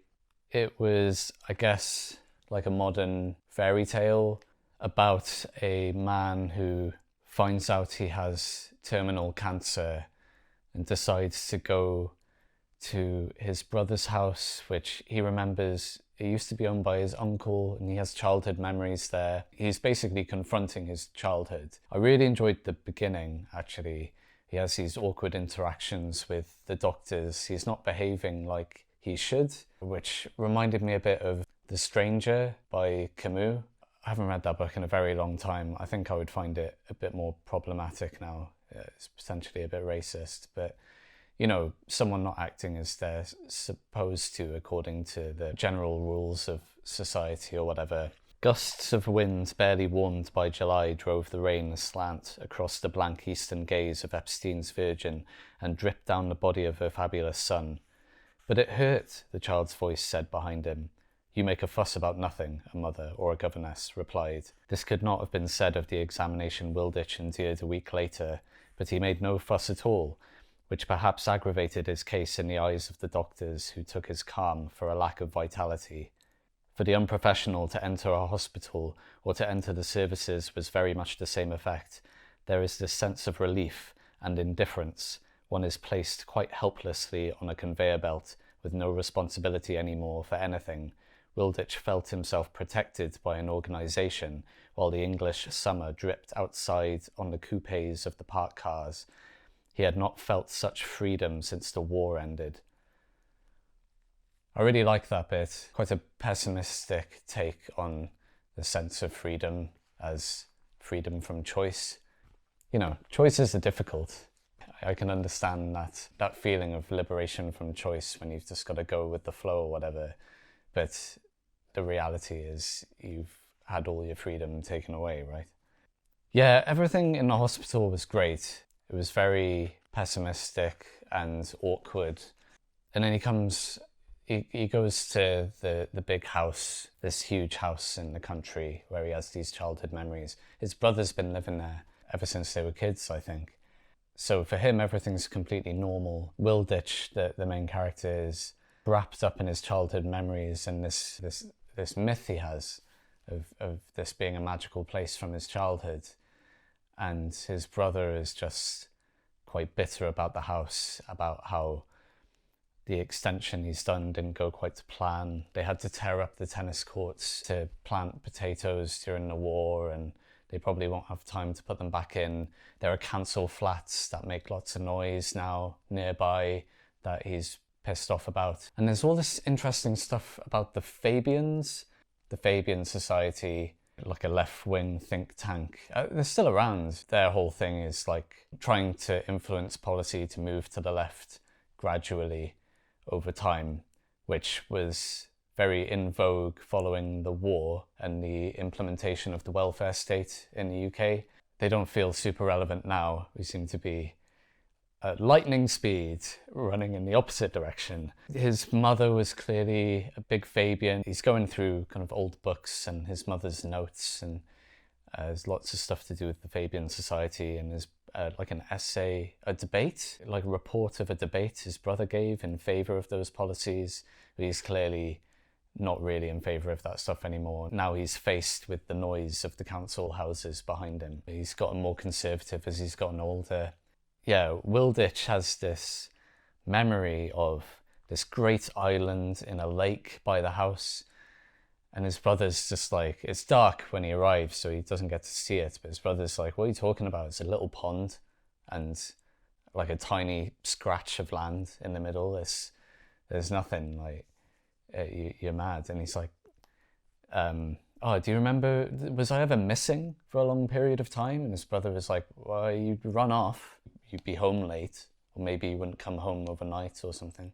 His brother's clearly remembering things differently to him. Eventually, Ditch can't sleep, and he's going through these old books and school reports and that sort of thing, and he finds a letter from the school to his mother asking her to be supportive of his imagination. He's written this story, and his mother has complained about the school encouraging him in this activity and writing this story. The teacher has written back saying, like, I think it's a good piece of work. Clearly influenced by Treasure Island, which we were reading recently, and all this. There's clearly a tension between imagination, myth and religion, and pure rationalism, mathematics, statistics and science on one side that his mother has been pushing on him, and he seems to have gone down that route. I think he became an accountant. His adult life has been very rational. He's trying to kind of rediscover this irrational childhood he had. And you read this story he wrote about treasure hunting on this island. There's clearly a lot of the experience of the mature writer reading an old story in this passage.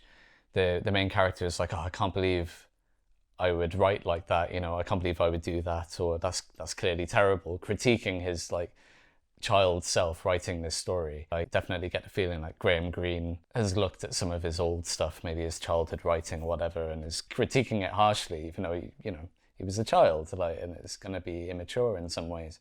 Ditch is frustrated that the story doesn't reflect his memory of this mad excursion he had to under this island in the lake. And so he sets about writing it himself while he can't sleep, and there's a storm going outside. So then we get the tale of this memory or dream. He's constantly questioning whether it's a memory or a dream. And occasionally, whenever a weirdly realistic detail comes in, he'll be like, but that's strange. Why would a dream have that? That's such an odd detail to have in a dream, or a child wouldn't dream that. So why do I remember that? He's constantly thinking this about how he left the house and went to the island in the lake, and in a great tree climbed between its roots and went underground and found this tunnel system where he finds these really strange characters. There's a guy called Jewett and Maria. They've got some sort of physical developmental issues. Like the woman doesn't have a roof to her mouth and she can't talk properly. She can only kind of quack. And the guy, Jewett, he is missing a leg, and he spends all of his time sitting on a toilet seat under the ground. And he's just saying all of this random stuff, these weird anecdotes that kind of make sense, but don't really. And a lot of space is taking up on that, and maybe too much. My battery ran out again. Despite my change of clothes, it is the same day. I just had a shower and got changed while my camera was charging. Where were we? Yeah, so he's gone underground and he encounters these odd characters.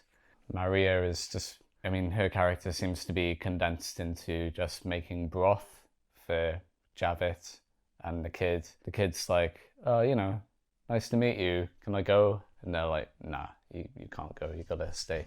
Ditch, as a kid, it is just like, yeah, all right, I'll just hang out here then. So he's just sitting on some sacks in the corner in this tunnel while Jewett just rambles on about just mad stuff. He says he's got all this treasure hidden even deeper below ground, and eventually he shows Ditch the treasure, and then Ditch makes a mad dash to escape. But a huge chunk of the story is just taken up by Jewett just kind of rambling on about all kinds of stuff, and Ditch just kind of listening and interacting a little bit. Quite an important element is Jewett talks about his daughter, who he only refers to as Miss Ramsgate. There's a whole thing with naming. It's very, that's very kind of fairy tale, you know, the power of the name. And Javett's like, I made up Jewett when I met you, so you don't even have my stranger name. I'm not even going to tell you what my like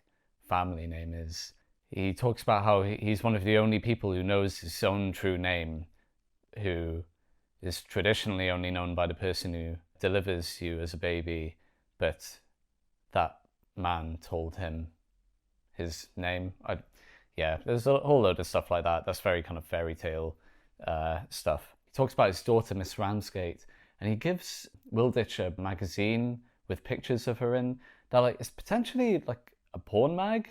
It's the first time he's seen a nude woman, and Disch instantly kind of falls in love with her, and there are long digressions on beauty and how beauty can only come from ugliness. Beauty can't produce more beauty, only prettiness. And I think that's part of why Disch might have included it, because in the introduction he talks about Poe's aversion to like ideal forms of beauty. There's a big thing in gothic and weird fiction and horror, right, is like delving into the aesthetic of ugliness or the bizarre, like, you know, all of that. There's only so many ways something can be beautiful in an ideal form, but there's so many more interesting ways stuff can be strange and bizarre or ugly or whatever. So there's long digressions on that. They have a beautiful daughter because they're ugly. I don't know. I was getting a little bit tired of the story at that point. I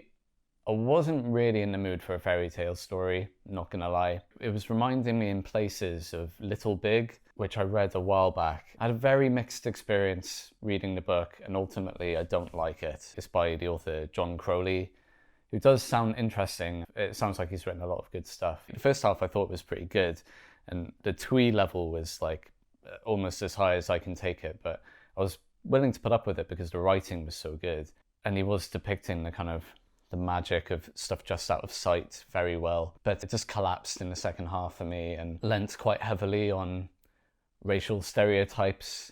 None of the female characters were well developed, and I don't know. Someone said to me actually that they felt like that sort of fantasy story is predicated on weaving a spell, but there's nothing enchanting about a racial stereotype, and the spell is broken once you kind of encounter that. I thought that was a good way to put it. But yeah, so I wasn't a big fan of that. This was less annoying than Little Big, but it still had that kind of whimsicalness. But I think that's a bit unfair. It is quite grimy at the same time, which did make it interesting. And the realistic, weird, mundane details that are included, that are dwelt upon by Disch when he's writing the story, like they're using like a Calor gas canister to cook their broth, and Disch is like, why would I have dreamt about that as a kid? Did this actually happen? And that reminded me of M. John Harrison's essay at the end of New Worlds Quarterly 2, where he's talking about this bridge between the fantastical elements in fantasy to like lived experience or recognizable experience. There is something that was working there. So yeah, Disch is like, oh, I'm going to go out and find Miss Ramsgate, and Javett's like, you're going to have to forget everything you've learned if you want to find her. And, you know, there's a lot of like strange sentences that feel kind of vaguely magical, but it just wasn't weird enough, you know? I felt like if you're going to do something like that, it needs to be a bit stranger, a bit more disconcerting. He is just kind of stuck sitting on these sacks for a really long time. But I think maybe that's the point. When he gets out, the next day, as an adult, after he's finished writing the story, he finds the island, and it is just a tiny scrap of land, and it's just a little pond, and there's no cave. He finds like an item in the dirt that he remembers from the dream, and so he's like, you know, did it happen? Did it not? And he talks to the gardener, and the gardener kind of talks a lot like Jewett. Is Jewett based on the gardener from when he was a kid? I thought it was pretty good. I felt like it didn't need to be as long as it was. It felt very personal. I felt like there was something going on that wasn't getting through to me, that wasn't resonating with me very much. So I did have a look around online. There's not much about this story, but I did find there was a 1994 paper in literature and psychology by James Deegan called Memory and Automythography in Graham Greene's Under the Garden. And I could only find the abstract, which is really frustrating. I had a good search. As far as I can tell, there just isn't a digital version of this paper online. But I'll just read the abstract because it is interesting. Argues that Graham Greene's story, Under the Garden, corresponds to and mythologizes the incident of Greene's breakdown, attempted suicide, and subsequent psychoanalysis after being tormented by two fellow students when he was at school. Greene attempts a mythic retelling of those events that momentously influenced his future, providing an automythography or symbolic rendering or reconfiguration of specific factual events. Greene is represented by the protagonist, and Greene's therapist, Kenneth Richmond, is mythologized into Jewett, a combination of Merlin and Rumpelstiltskin. Rather than replicating a specific individual, Greene was more concerned with the experience of the breakdown and psychoanalysis, so he placed the story in the abode of the unconscious, represented by Jewett's subterranean warren. Under the Garden becomes a fusion of memory and imagination so that literally recalled autobiographical data is entirely transformed. I think I mostly get that. That sounds very compelling. I wish I could read the article, but yeah, I can't find it. It does have that kind of sense about it as well when he's trapped in the warren for a really long time, and it goes on for such a long time with just Jewett talking mostly and him saying a little bit, going back and forth, and it changing him, but potentially not in the long term. Is when we're introduced to Disch as an adult, he says to the doctors, he says something like, I've got no imagination about the future. He says to the doctor, he's called Dr. Cave, which is interesting as well, right? I see you are not a religious man. Oh, please don't misunderstand me, nor am I. I have no curiosity at all about the future. He talks about his job requiring no imagination, and he's this quintessential adult who's lost his childhood imagination and curiosity and all that stuff. When he's writing the story about Jewett feels like he's kind of breaking that down, trying to get him to think differently about things. When Disch is reflecting at the end after talking with the gardener, he decides that he has lived his life a lot like Jewett suggested. He's gone all around the world and he's had no loyalty. That was like a big thing Jewett was saying, like you shouldn't have any loyalty. It's clearly an important part of the story. It gets said a few times. He says he's never had any loyalty, even to this woman in Africa. He's just lived his life just for him, roaming about, and now he's going to die of cancer. If there's a message in here, it's quite hard to put your finger on, or I'm finding it quite hard to put my finger on.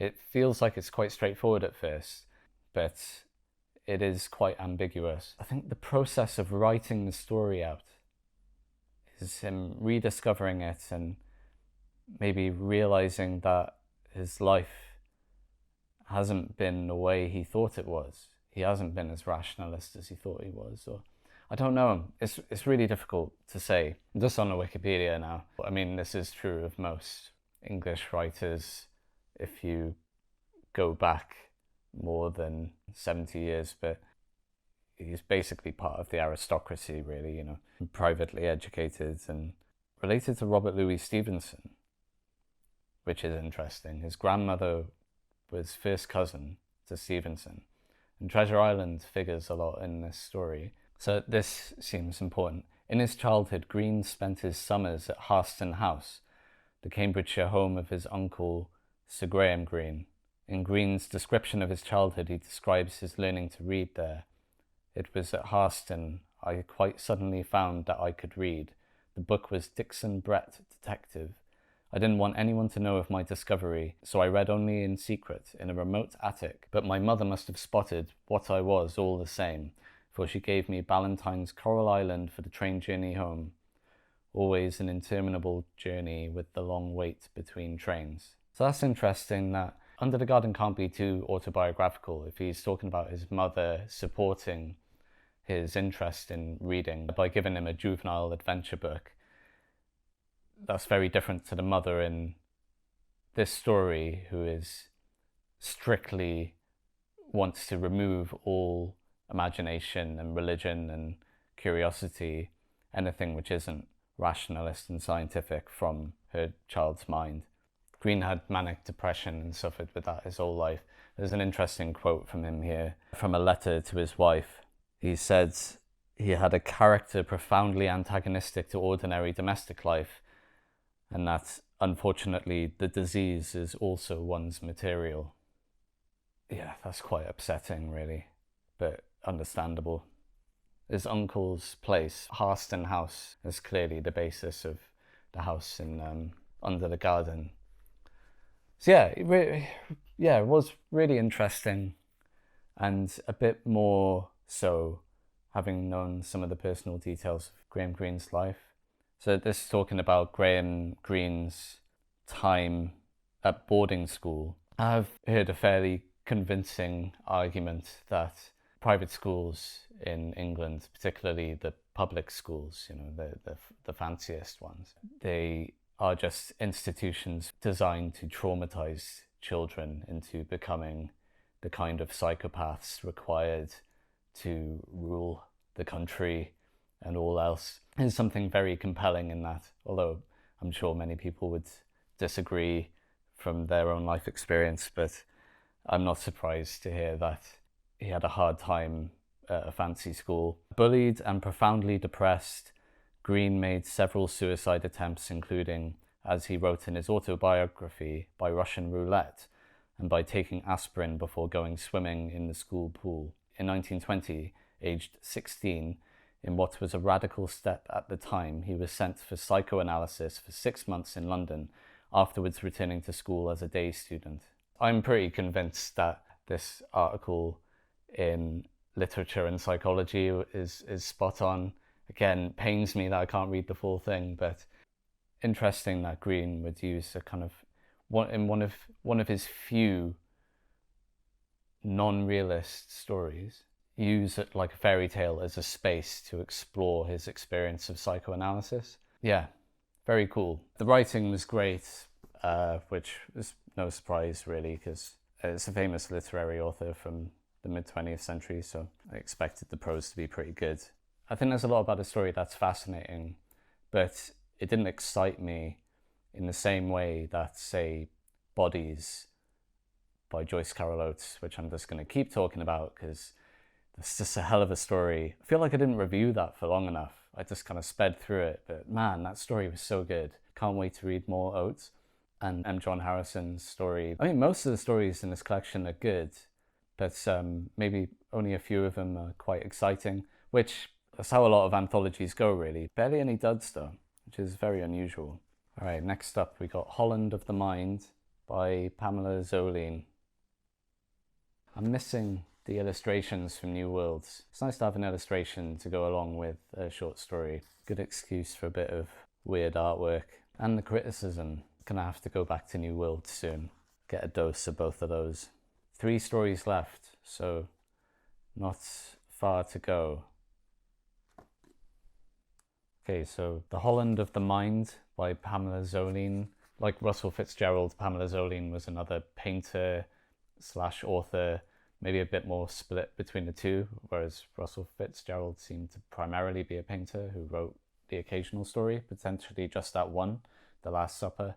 She has this like collage style of illustration. I saw she illustrated Camp Concentration when that was first published in New Worlds. I would like to get hold of that, actually. That would be pretty cool. And she published a story called The Heat Death of the Universe, which seemed to be a big hit in New Worlds in 1967, I think. This story, The Holland of the Mind, was published in 1969. Where was that published? It doesn't say in Strangeness. Let's have a look on the Internet Speculative Fiction Database. The New SF at Langdon Jones anthology. That's come up before. Strangeness and Pamela Zoline's own collection of short stories published in 1988 called Busy About the Tree of Life and Other Stories, which was put out by the Women's Press. I haven't seen that one around. Do keep an eye out for the Women's Press books. It must be a particularly rare one. And that was reprinted in the same year by McPherson under the title The Heat, Death of the Universe and Other Stories, but with an introduction by Thomas Disch. So they clearly have a bit of a relationship. I have really mixed feelings about this story. I found it a bit of a struggle, to be honest. It's got that very new wave style, particularly New Worlds as well. And I'm thinking like 60s New Worlds, which is a bit more of a mixed bag for me than the 70s stuff, I think, from what little I've encountered. I don't know, I feel bad saying it, but it did feel a bit like all style, no substance, you know? And that's overly harsh, I think, but it definitely, it has the kind of the formal experimentation there. It's very fragmented, stream of consciousness. I don't know, I feel like if you're doing that, it's got to be really good. Otherwise, it so easily falls apart. And I felt like this was just kind of drifting along. It was quite long as well, and it's about a young family, a husband and wife and their young child, who've moved from St. Louis, I think, to Amsterdam in the Netherlands to, I don't know, just like live perennially on holiday. The husband is a photographer. It's like an art photographer who seems to basically not have to do that much work to kind of get by. Although by the end, I think that's kind of falling apart, like everything. That's a sentence that's said over and over again throughout the story. Things are falling apart, and I don't know, it just felt a bit too on the nose. I don't think I was convinced as to why the marriage was falling apart or why everything was falling apart. It just was. And saying that, I'm sure there's a good example of something where you're not shown evidence for something failing and it's still good literature. This is a problem I feel like I run into whenever I don't like something. I'm often like looking for a reason why I didn't like it to try and understand it. And if there's anything unique about the story, it's very tempting to point at that and say, that's why this didn't work for me. It's happened to me multiple times now where I've done that with something and then I've encountered a good example of that thing. Like if this was my first encounter with this sort of new wave, formal experimentation, intentionally fragmenting everything, and I would probably think, oh, that's not for me because this story wasn't for me. But I've read loads of stuff like that I loved. And I kept thinking that while I was reading this, I'd much rather be reading someone like James Tiptree Jr. or Joanna Russ when they're doing that sort of stream of consciousness, fragmented narration that they're both really good at. Yeah, it's quite like anecdotal of their time in Amsterdam, incredibly like reflective, and those anecdotes are interspersed with pieces of tourist information, like biographical information of some of the Dutch masters after seeing their paintings in the Rijksmuseum or in a museum in The Hague, which I wasn't super interested in. I felt like Zoline was trying to draw some parallels between the troubled life of someone like, not Vermeer, the other one. I mean, there's loads of Dutch painters.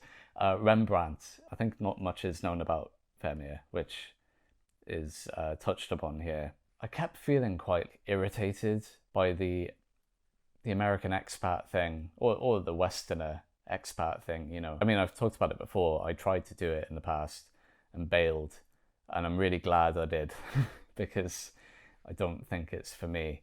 I remember years ago visiting my brother in China, in Kunming, which is the same city I tried to live in later when he wasn't there anymore. We're not on great terms. We're at an open mic at this bar full of like expats and talking to this guy who was like, he was working for some big tech company, getting paid shed tons, living a life of luxury really. Quite a few of them were like that. But yeah, he kept being like, yeah, this is like 1920s Paris. This is 1920s Paris. And it's like, dude, that planted a seed in my head about the whole expat thing. I mainly wanted to go back to China later because I liked the language and I wanted to learn it. Half of these expats, you know, they either have like big tech jobs that pay them shit tons of money, or they're teaching English, which is a little bit more respectable to me, but still, you know, filled with privilege of like, oh, you're white and speak English as a first language? Yeah, we'll pay you to teach these kids. I mean, I don't blame people for doing it at all, because back home it's not exactly brimming with opportunity, you know. But sometimes these expats can get a bit full of themselves, like that guy I met in China. Or they're just fascists. Fascists leaving the UK to escape, I always find incredibly fascinating. It's like, you know, there's less English people abroad. If you hate everyone who isn't English or like isn't white, why are you going abroad? I just find it bizarre. God only knows how racist they're being in other countries. But yeah, these are like annoying kind of middle class expats, and they keep talking about how their marriage is failing. It keeps it's like omniscient narrator, but it focuses partly on one character and then on another. The husband starts getting really fat, and I found all the descriptions of that really distasteful. Like his wife just getting really grossed out at his new double chin, and I don't know. I just like I didn't like that. That wasn't handled well. This kind of period, like, it's just kind of acceptable for people to rag on large people, isn't it? You get that all over the 60s, 70s, 80s, and beyond. Despite their problems, the husband and wife are like constantly having sex. I did find that a bit weird. I don't think that's like necessarily not possible or anything, but I felt like it could have been explored more as to why that aspect of their relationship was still fine when everything else was going wrong. I thought that was an interesting detail that could have been explored, but instead there just seemed to be a lot of random observations and very little exploration into any of it.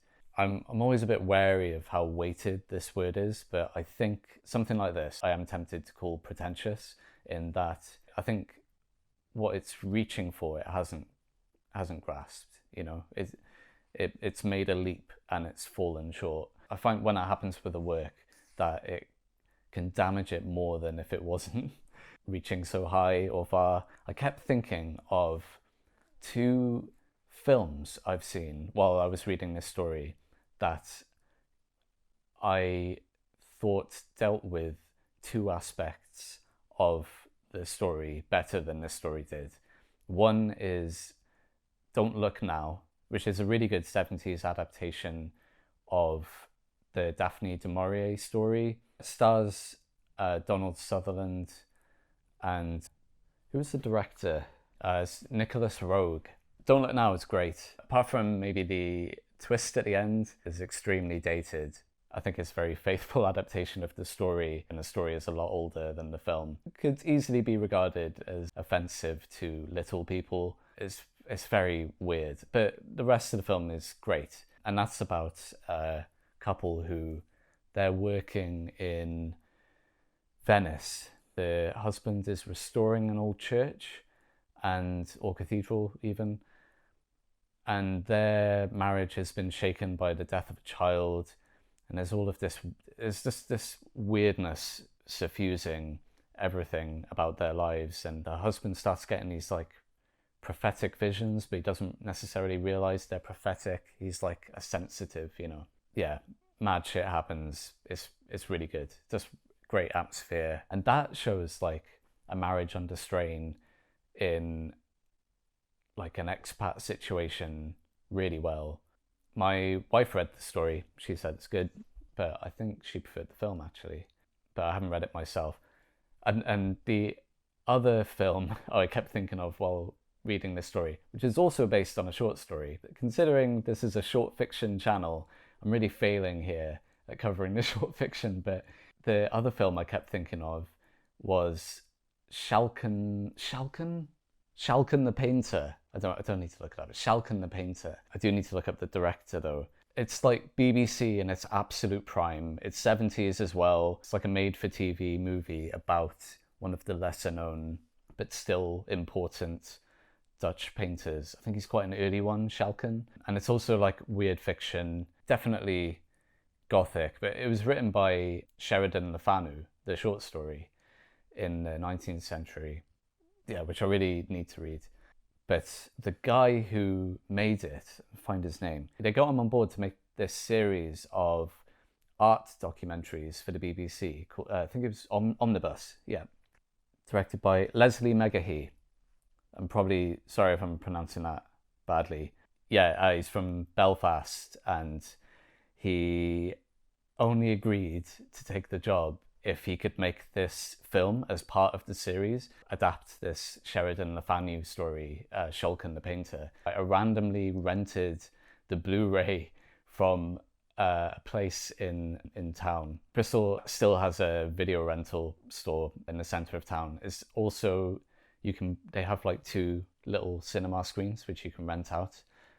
Which I've done before with a few friends, and I want to do that again at some point. They had like the BFI collection there on Blu-ray. I just picked a couple of random ones. Shulkin the Painter and Letter to Brezhnev, which was also a great film, like very cute comedy about wanting to escape from the UK to Soviet Russia. But yeah, Shulkin the Painter I thought was amazing. And like, you know, it's the 70s. They had a tiny budget. Don't expect much polish, but the lighting, the cinematography, everything about it is so great and like weirdly compelling and funny. It's really funny and also like creepy as hell. The story confuses Shulkin's life story with this weird gothic tale of kind of like a vampire-like figure, but I'm not sure if he's necessarily a vampire. I'm struggling to remember it that clearly now, but there's some sort of demonic figure who steals this woman away that Shulkin should have married, but he chose his work over love, and then he tries to go back on it. What I really liked about it was some of these old, I'm probably going to really show up my lack of art history knowledge here, but some of these old Renaissance or Enlightenment paintings that have tons of dark space, you know, and the light coming from a small source is illuminating just part of the subject. And that sort of painting is the ideal subject matter for like a Gothic story. It just works so well, like what is lurking in the dark behind that one person holding a candle with like a creepy smile. That took the life of a Dutch painter and infused a weird fiction element in a much more interesting way than this story. Not that this story is trying to be Gothic or weird in any way. As this collection goes on, I'm more and more convinced that Disch has just chosen a bunch of stories that fit his taste, and presumably Charles Naylor, and he has picked Poe as more of a convenient focal point. If he was trying to really reflect the more obscure influences of Poe, aside from the H.P. Lovecraft Weird Tales stuff, then I don't understand why there isn't a detective story in this. Particularly like a slightly odd experimental detective story. That would go perfectly. I thought that Philip Jose Farmer's story was going to be like that, and because it starts out with him obsessing about some case, and that's immediately forgotten. So that was disappointing. And I feel like that's just because Disch isn't interested in detective fiction. He's just put in what he likes, and yeah, he likes some experimental stuff because he is experimenting himself with his own writing. But I think a lot of what he likes is quite stuffy, very like, I don't know, bourgeois, middle class stuff, bordering on twee. And like, my tolerance is going down as I continue through this collection. I've kind of had enough of it. I've had enough of the middle to upper classes dealing with very minor issues. I'm getting bored. The line by line writing was occasionally really good, and again, there's just something missing. It often hits a very different note to what I was expecting, or is a bit more hackneyed than I'd expect. Describing the sex workers in like the window in the red light district, and makes a comparison to the treats in a bakery window. Yeah, all right. It's a bit obvious. It read like someone who appreciated really good experimental writing, but wasn't quite able to pull it off themselves. Maybe that's a bit harsh, and this is the only story I've read by Zoline. And she's really well known for this one other story. I think she only wrote like 5 stories, but she's really well known for The Heat Death of the Universe, which I think is about a housewife encountering entropy, which Bookpilled mentions this a lot, but if you read a lot of older science fiction, I think you do come across the same topics of the day, you know, over and over again, like the Cold War and fear of the bomb. Overpopulation is a bit of one, and I think entropy is another one. Entropy was on everyone's minds, how everything disintegrates over time. And I get, like, in the 70s, Harrison talks about it in relation to his story Running Down, which is about entropy, but it also ties the idea of entropy into fascism, which I find a lot more compelling than just the idea of entropy. Like, I feel like entropy is rarely explored in terms of its we live on a planet that's just to kind of talk about the science a little bit. I think often people take physics ideas and they run away with them when it's more complicated than that. You know, like, yes, entropy is a thing. Over all of time, everything will run down and fall apart, and eventually we may have, like, the heat death of the universe or whatever, like Pamela Zoline's story title, where there are no stars left, there are no planets, there's nothing, everything is just disintegrated because that is the natural tendency. However, before that happens, we're on a planet orbiting a sun that is emitting huge amounts of energy constantly. We're awash with energy. So much energy being given to our planet by the sun, and that will go on for billions more years through life and evolution for complexity to arise and develop. So there's more to it than just like, oh, everything will wear down. No, there's a huge amount of energy that's abundant and will be for a very long time, and that allows complexity to arise. And yeah, entropy will wear that down, but as long as that energy is supplied, then, like, entropy isn't really an issue, you know? It's not. I feel like people just take the idea and then they're like, yeah, everything's gonna wear down. It's like, no, you can build shit, stuff can evolve, like loads of stuff can happen if there's an abundance of energy. And I think the duality of those forces is more interested than just focusing on entropy. I'm just talking about my general experience of encountering this topic in science fiction, but I haven't read Zoline's story on it, so I can't judge. There's stuff about they're watching, like, riots occur in America. She talks about cities burning down, and they're watching it from their perspective abroad, which I feel like, I don't know, I feel like a lot of people could probably relate with that now who are abroad from America, like looking back, or from the UK, you know, just like, you know, you follow the news of your country and it's like, you feel closer to that country than the one you're in, despite being so far away. There were lots of, like, little insightful observations like that of the expat experience, or, like, I assume that Pamela Zoline spent a lot of time in Amsterdam and that influenced the story. But also, I don't really care about that perspective, like privileged people abroad, like, moaning. I don't know, maybe I'm being really cynical, but the story just didn't resonate with me at all. Then I read John Sladek's story, Elephant with a Wooden Leg. I have read maybe 4 or 5 stories by John Sladek now, and I think I can confidently say I do not like his writing. I find it unbearably annoying. Again, this is another one where, like, if this is one of the only stories I'd read like this, with this kind of cartoonish, random stuff happening, Moorcock describes this stuff as rich satirical allegory, and I think that's being very generous. If this was the only example of this kind of writing that I'd encountered, I would say that it's just not for me. I think in general it isn't my thing. It's not my thing.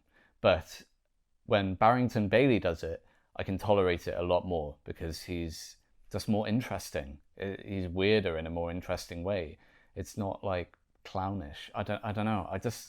I don't find Sladek very interesting. And maybe if I did a deeper read on this, I don't know, but I don't know. It's like a guy, he works in this institute.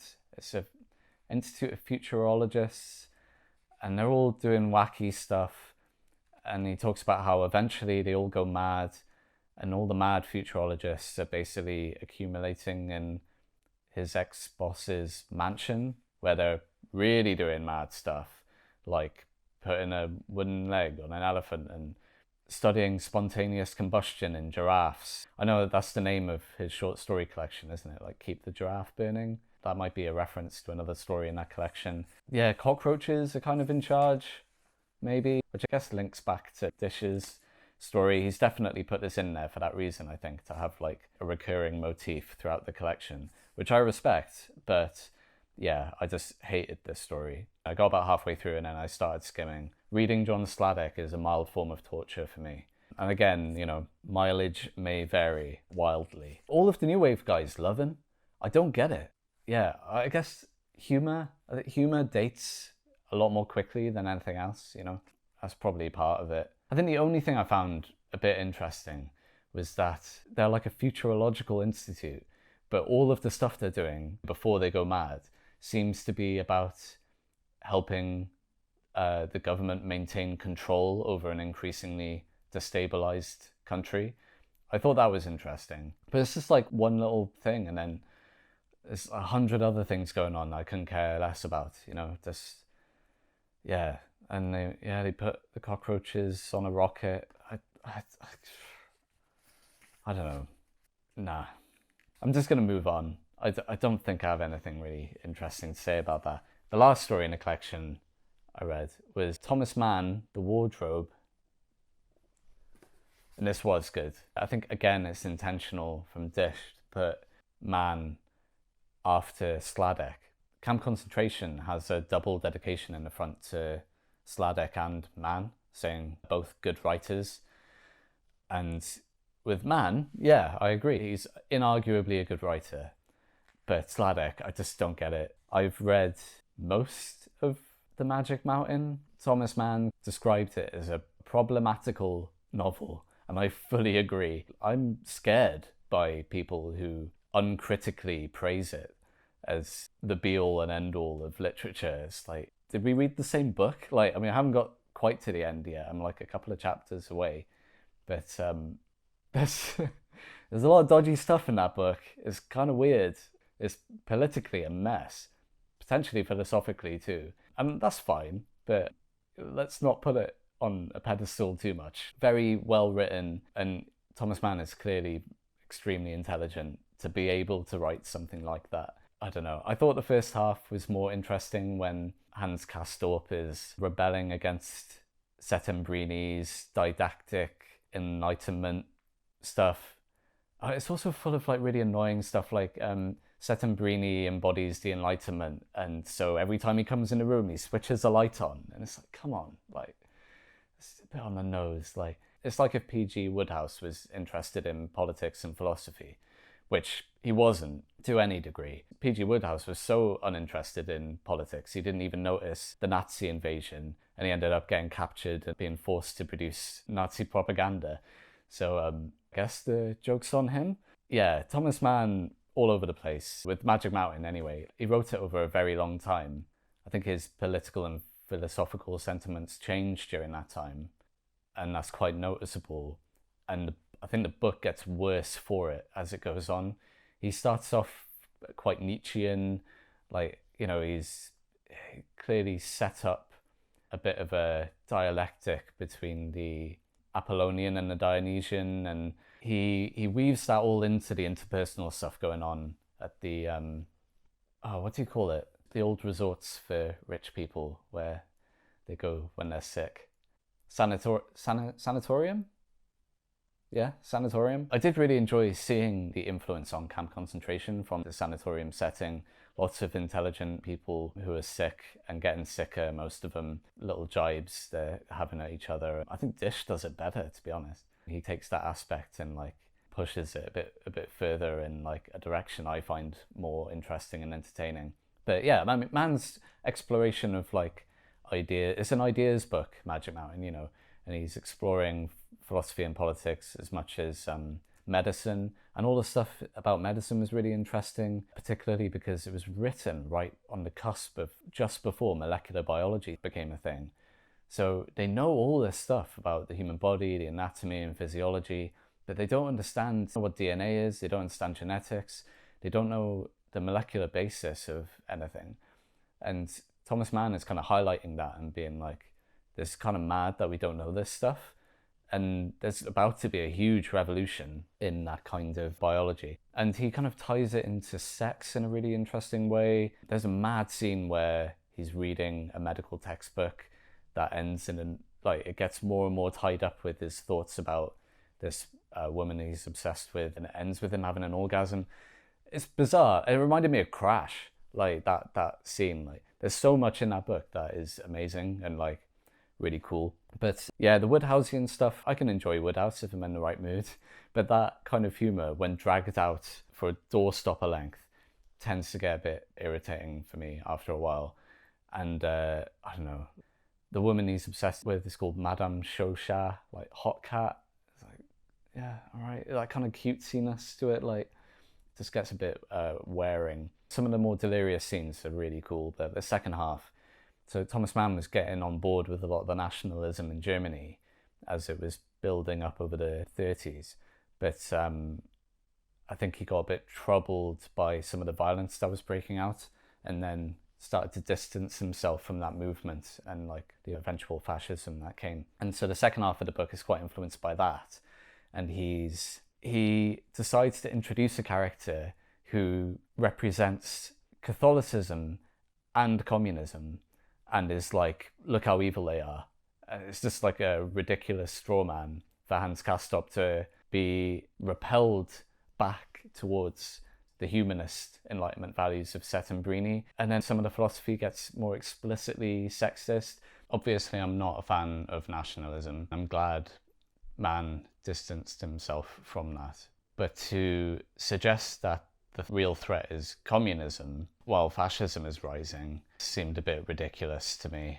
Let's just say I don't think it dated very well, considering what happened over the 30s and 40s in Germany. The book is about the state of Germany before the First World War, but it is also about the ideas floating around Germany in the 20s. Just like most science fiction isn't really about the future, it's about the present. I think this probably goes for any novel of ideas, which Magic Mountain is. It's as much a novel about 1920s Germany, the interwar period with the Weimar Republic, as it is pre-World War I Germany. So yeah, some elements of it just seem to have dated rather badly. I think Mann's politics did continue to develop. His book Dr. Faustus sounds really interesting and is also an influence on camp concentration with its syphilitic genius motif. But that seems to be looking at German fascism after having left Germany when the Nazis took power.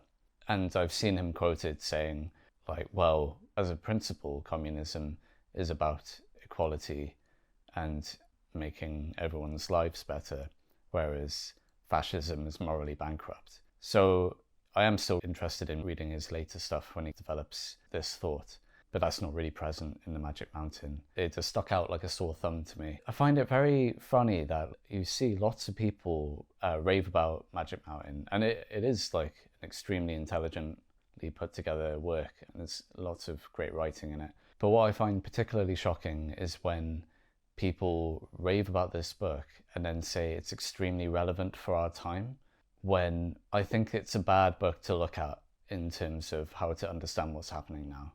And I think Mann would say that as well, if you asked him after the Second World War. I think the kind of person that would say that and think that is the kind of person that likes to make a false equivalence between left and right politics. And in that sense, I could see the Magic Mountain as almost like a Bible of liberalism. I think it's a good book, but it shouldn't be praised uncritically, which I see a lot. And the elephant in the room is colonialism. Colonialism is only mentioned by like Set and Greene as civilizing the world, not delved into. Every idea is delved into in excruciating detail in the Magic Mountain. But not that. In the second half of the book, a Dutch plantation owner, business magnate who's been running a lot of plantations in the East, in Asia, I think, is in the story. And apart from maybe an allusion to greed in his character and his role and his job, there's nothing. And he is actually drawn quite sympathetically, and he makes friends with the main character. Olga Tokarczuk wrote that book, The Impusium, which is meant to be meant to take the Magic Mountain and then turn it upside down with a feminist bent. I think it's also like a horror book. That does sound interesting. I will check that out for sure. I need to finish Magic Mountain anyway. I've heard the ending's really good. I'm reviewing it ahead of time.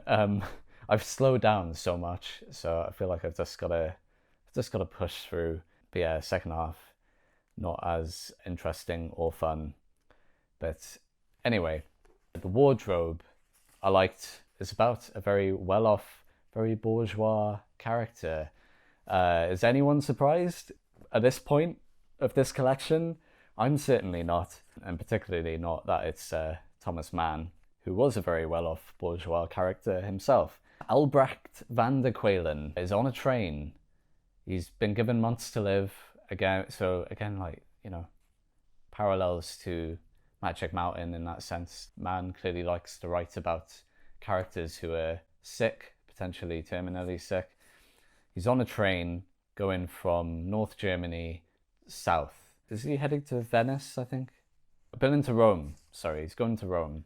He is taken to, presumably since his diagnosis, not looking at the time, not reading calendars. Instead of a pocket watch, he's just got a medallion. So he's still got the chain and everything. So he's still got like the image that a gentleman knows the passage of time. This is the same in Magic Mountain. Something I really liked about the book is Mann's exploration of Bergsonian time. You know, it's a big modernist focus, like Virginia Woolf loved Bergsonian time as well. The idea of durée or duration and the past being rolled up into the present, which is like a foundational part of Deleuze as well. So immediately you know this is going to be about time and space as well. He doesn't know where he is. The train has stopped in the middle of the night randomly. There's a signal on the track or whatever. And he just gets off and just starts walking through the town. He doesn't know what the town is. There was a sign, but he didn't see it properly, or it's a bit blurry, or he doesn't want to know what it is. He doesn't know if it's like dawn or dusk. It's that kind of twilight. He walks fully through the town and then on the outskirts finds this run-down yellow house where it says rooms to board. Yeah, he rents this room, a few rooms. It's a bit like it's like a flat, really, apartment. He goes into town and has a lavish dinner. And the thing about Mann is he can write about anything, and it is quite compelling because he's just a really good writer. He can string a sentence together, you know, and he's very good at the little observations of life. At the beginning, he talks about the train stopped and it woke him up, and he's got this feeling of, I'll just read it actually, the feeling of the train having stopped after moving for a long time. It was cloudy, cool and half dark when the Berlin-Rome Express drew in at a middle-sized station on its way. Albrecht van der Qualen, solitary traveller in a first-class compartment with lace covers over the plush upholstery, roused himself and sat up. He felt a flat taste in his mouth, and in his body the none too agreeable sensations produced when the train comes to a stop after a long journey and we are aware of the cessation of rhythmic motion and conscious of calls and signals from without. It is like coming to oneself out of drunkenness or lethargy. Our nerves, suddenly deprived of the supporting rhythm, feel bewildered and forlorn, and this the more if we have just roused out of the heavy sleep one falls into in a train. He's just talking about a train stopping. It's great. It's really great. And there's something about that style that's is a lot like Kafka, actually. And the story feels a lot like Kafka, this kind of weird, out of place, out of time, wandering through a town. It reminded me of The Castle a bit, without the overt oppressiveness, just that kind of eeriness, you know. I'm going to burn it down, skip past if you don't want that. It is a good story, and I was a bit surprised at the turn near the end, so, you know, maybe it's worth saving that for your own reading experience.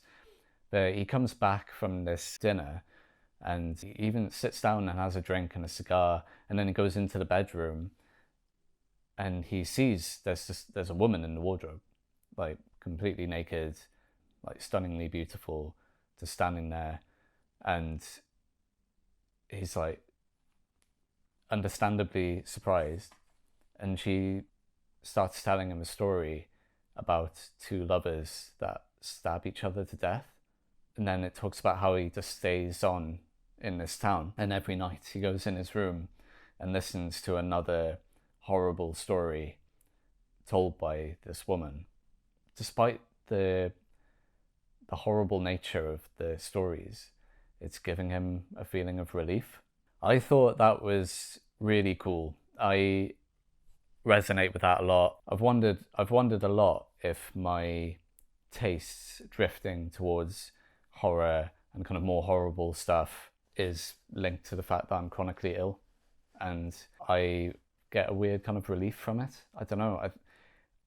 I have no idea if that's the case or not, but I've thought about it.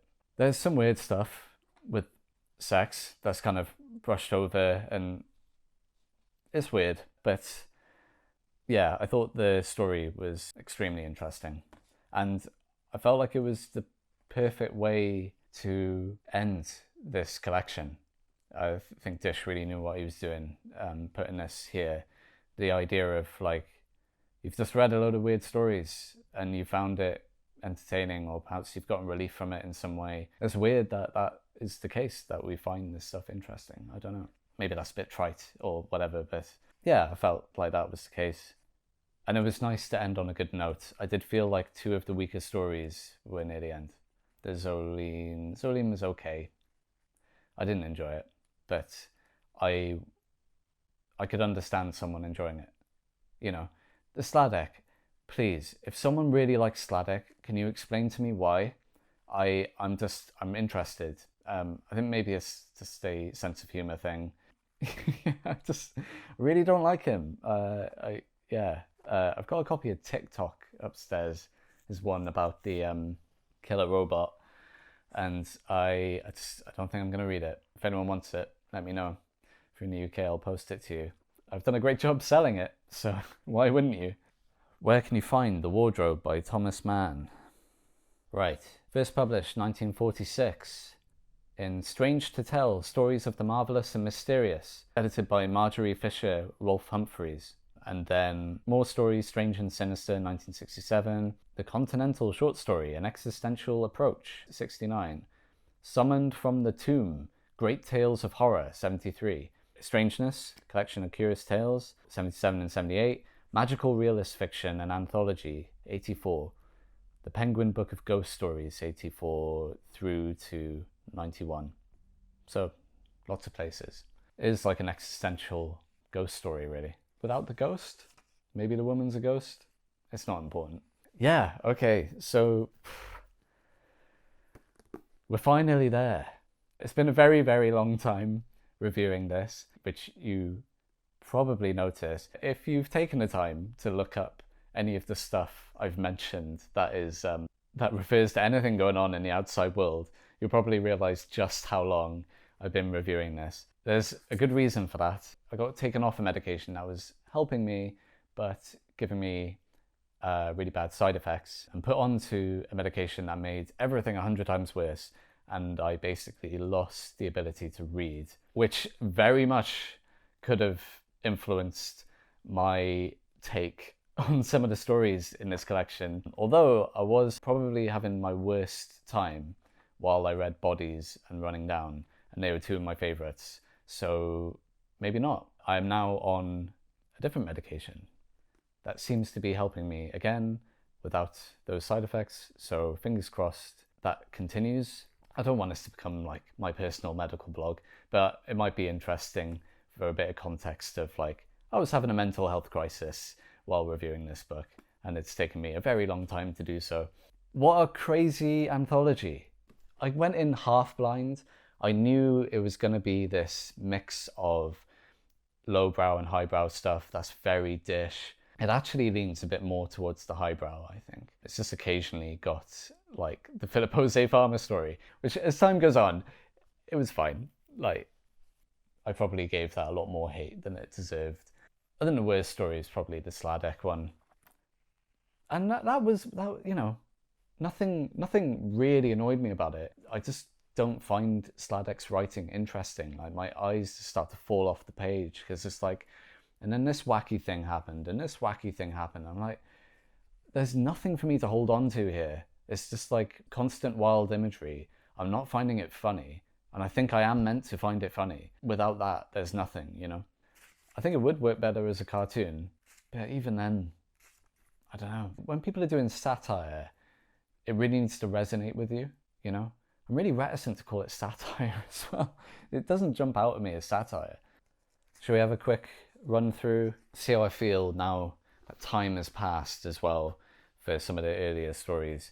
So, Shirley Jackson's story, banging.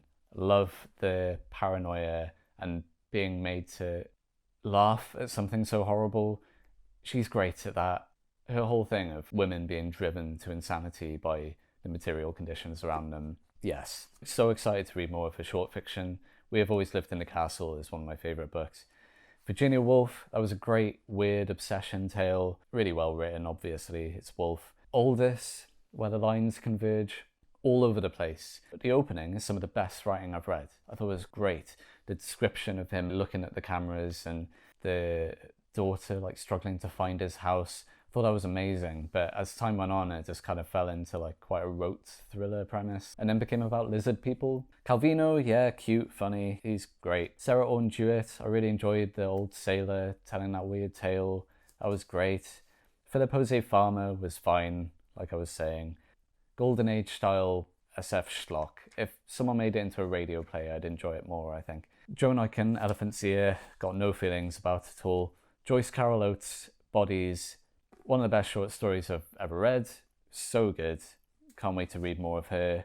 Running Down, this is my second read of Running Down.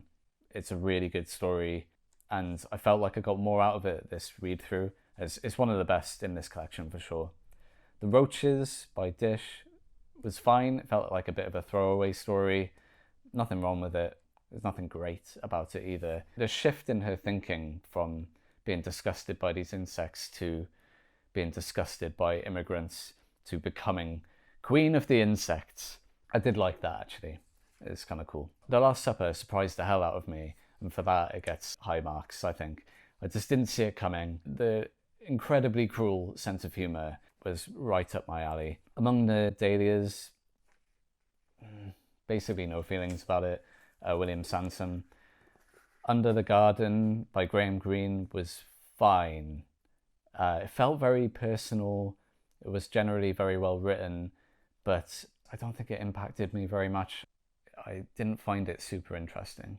And he did generally write more realist stuff, right? He was either like detective kind of crime, or then he had his literary side. And this is one of the rare cases he did something fantastic. I'm not sure if it's in his wheelhouse, to be honest. Yeah, and then Zoline, Sladek and Mann, I've just talked about them. The Wardrobe by Thomas Mann is definitely worth checking out, and it's only a few pages. It was an experience. I think the quality of the stories is high to very high. There's 16 stories, 2 or 3 are like okay.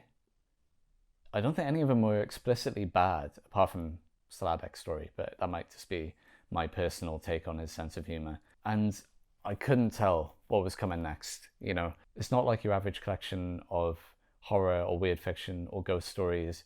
The weirdness is often weird in itself, you know. You don't know where the weirdness is going to come from. You don't know how it's going to be weird, if it's going to be that weird. Most of the stories were very interesting in some way and worth thinking about. And it was nice to sample a load of writers like in this way. And it's part of the reason I'm enjoying getting into short fiction is it's a way of sampling the writing of lots of writers very quickly without having to read whole novels. You could argue that some writers are more novelist than short story writers, whatever, but like increasingly the quality of the writing matters for me. I find it, particularly when I'm reading by eye, I want the prose to be really good, really interesting and well put together. That was the case for most of the stories in this collection. I think coming out of this, I already knew M. John Harrison was great, and I will be reading more of his stuff. I'm really excited to read more of Shirley Jackson's short stories. More Italo Calvino, which I was planning to anyway. The new author name for me is Joyce Carol Oates. I thought Bodies was incredible. Such a good story. If you only want to read the choice stories from this, I would say The Beautiful Stranger, Solid Objects, Bodies, Running Down, The Wardrobe. They were all exceptional. But I would recommend reading the whole thing. You may not have the same issues I had with some of the stories. when I read the introduction at the beginning about linking Poe to the stories in his collection, I found it quite compelling, but a little bit vague at the same time. I do find Disch's essays to be like that. In The Dreams Our Stuff Is Made Of, I got that same feeling a lot of the time. Like, you're being given an interesting narrative, but you kind of get that feeling that you're not sure how much it could stand up to scrutiny. A bit like Adam Curtis's documentaries, you know. Nonetheless, his narratives are interesting to listen to or read in the case of Disch. I feel like it was just an excuse to put some quite stuffy, good but stuffy stories all together and force science fiction readers to read it. You know, slap this cover on, put a Philip Jose Farmer in as a trick, and force genre readers to read some Virginia Woolf and Thomas Mann, which is, you know, fair play to him. It was nice to have more women authors in the anthology. New Worlds feels like a bit of a boys' club at times. I was interested in checking out this anthology because it seemed to represent to me this potential movement of the more experimental genre fiction moving from the new wave into more weird fiction, horror, as time went on. Like Disch's writing seems to have, and John Harrison, but also people like Lisa Tuttle, who came a little bit later, started out in the 80s writing both horror and science fiction, but then just kind of moving straight into horror because that was the most welcoming genre for more interesting stuff. It's just a theory, I don't know how much this is true, but I'm interested in testing it. I think with Strangeness, it wasn't quite what I expected for reasons I've already explained.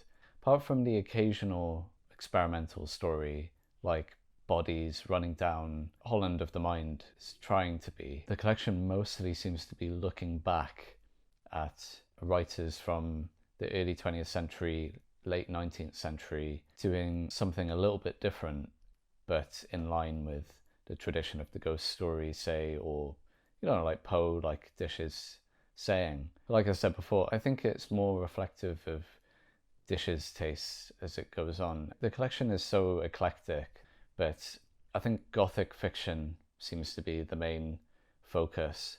In particular, stories touching on elements of the Gothic while not necessarily utilising the obvious aesthetics that are associated with the genre. But yeah, worth checking out, particularly if you're into Gothic fiction. It's something a bit different. Yeah, talking about something a bit different, I think I'll do a shorter video next time. I decided after the last video that I don't really know why I was breaking them up. It seems to make sense to keep a review of a single anthology as one video, even if it ends up being really long. I hope that works for people. It seems to be the simpler way to do it. It shouldn't be as long a wait for the next video. I've actually already recorded most of it. I'm gonna cover a novella I really enjoyed recently. But yeah, I hope you're doing well. Stay strange, or something.